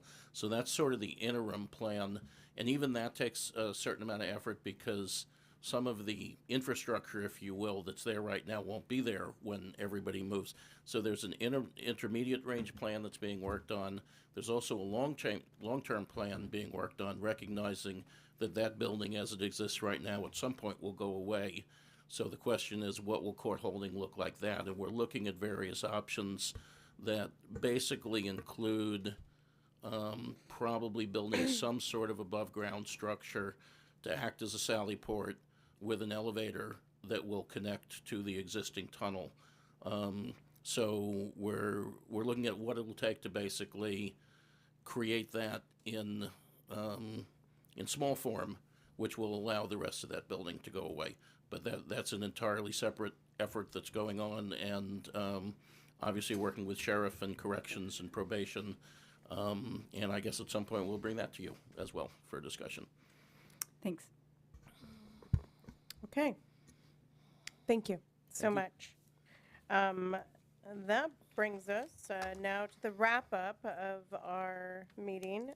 At this time, I'm going to invite our legislative committee to report out from their Washington, D.C. trip on item 14. That's the two of you. Yeah. No, I knew. We're asking who would start. So the first part of our trip was attending the National Association of Counties Conference, as we do every year. It's usually very good. This year's theme was how counties can access or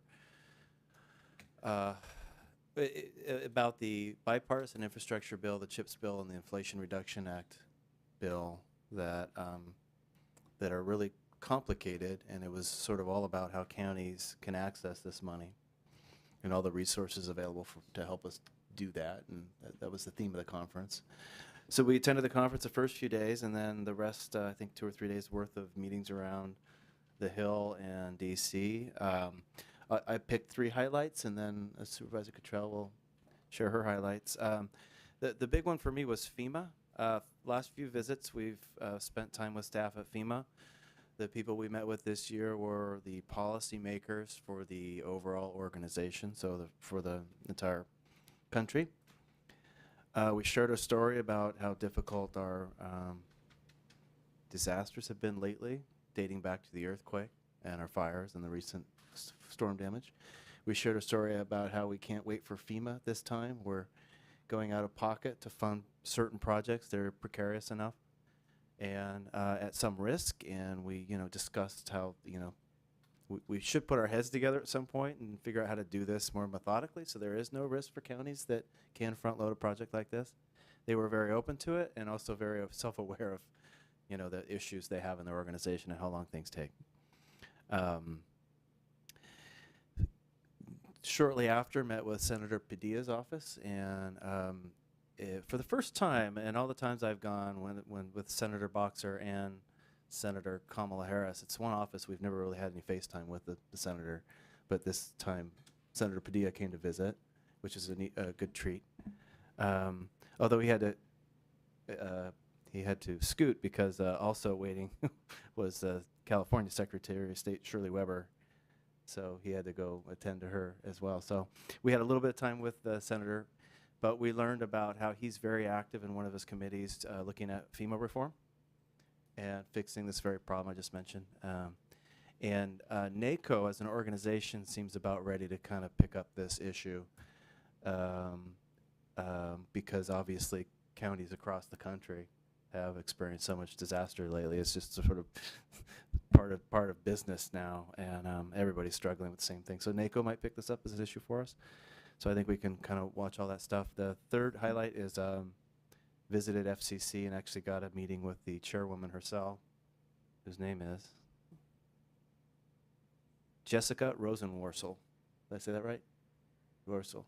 She's the actual chairperson of the commission, and we got some time with her to talk about the challenges we have with broadband, which are very similar to the challenges she's heard from lots of people she's met with. But it was great to talk at a very high level to the top level of about broadband in our community. So those were my highlights. Yeah, it was a good trip. It was, as Supervisor Gregory was saying, the focus on the funding that's available from the feds right now, I think, was a strong theme. At the conference itself, it was great actually to see the presence of CSAC and RCRC. So I think there's a lot of benefit for our board in being involved in those groups because they're really moving forward their legislative policies. And we also heard a lot about homelessness programs. So there's a lot that's, I think, available if we're looking for technical assistance and things like that. So the other two highlights I wanted to mention, we went to have a meeting with HUD, and there we shared with them a bit about the programs that we're working on, and particularly we told them the story of our new permanent supportive housing projects that are coming on board. And it was great because Supervisor Gallagher and I, having just met with Jennifer Palmer, and Jennifer Palmer saying one of the challenges of the HUD funding is this short timeline in terms of their periods of performance, so that we could share the story. We're bringing these two permanent supporting housing projects on board. One took 18 months, one took 8 years. So I think that was good for them to hear, like, you're getting it done, it just takes longer than we might think. And so, and then we also told them about the ADU program, and they were very excited about that. So that was encouraging. And then I think the final thing, just to piggyback on what Supervisor Gregory said about a positive meeting with FEMA, one of the things we shared with them too was our CWPP, and they're hearing about those, but I don't think they'd heard about an actual one that had been put together. So I think it was a good on-the-ground example for them to hear about. So it's a good trip. Excellent. Thank you to our legislative committee for representing us and for carrying our message forward. Very timely, all of those issues, especially FEMA and HUD. Next, I'll move on to Supervisor Committee reports and announcements. Supervisor Pedrosa. Thank you, Chair. A few announcements. In the same day, I was able to attend, I think some of us attended the Ag for Youth that was put on by the Farm Bureau, and just to see the magnitude of the kids there was pretty impressive. I had no idea what I was walking into, but I just thought that interface between kids and what Ag means is incredible.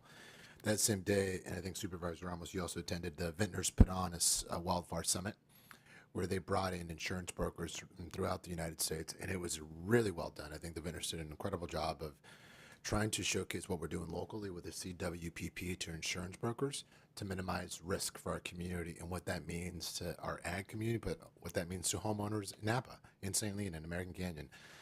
So very well done, but again, a very impactful day. And then on MTC, in spite of what you heard during public comment, we did get $3 million for Highway 29 improvements from MTC. Director Millett at MBTA has done a great job, and we're able to get the commission, or actually the Program Allocation Committee, to support $3 million for some of the improvements that we've been working on for American Canyon. So it's been great to try to bring more money into our community, but that's it for now. Supervisor Gallagher. Thank you.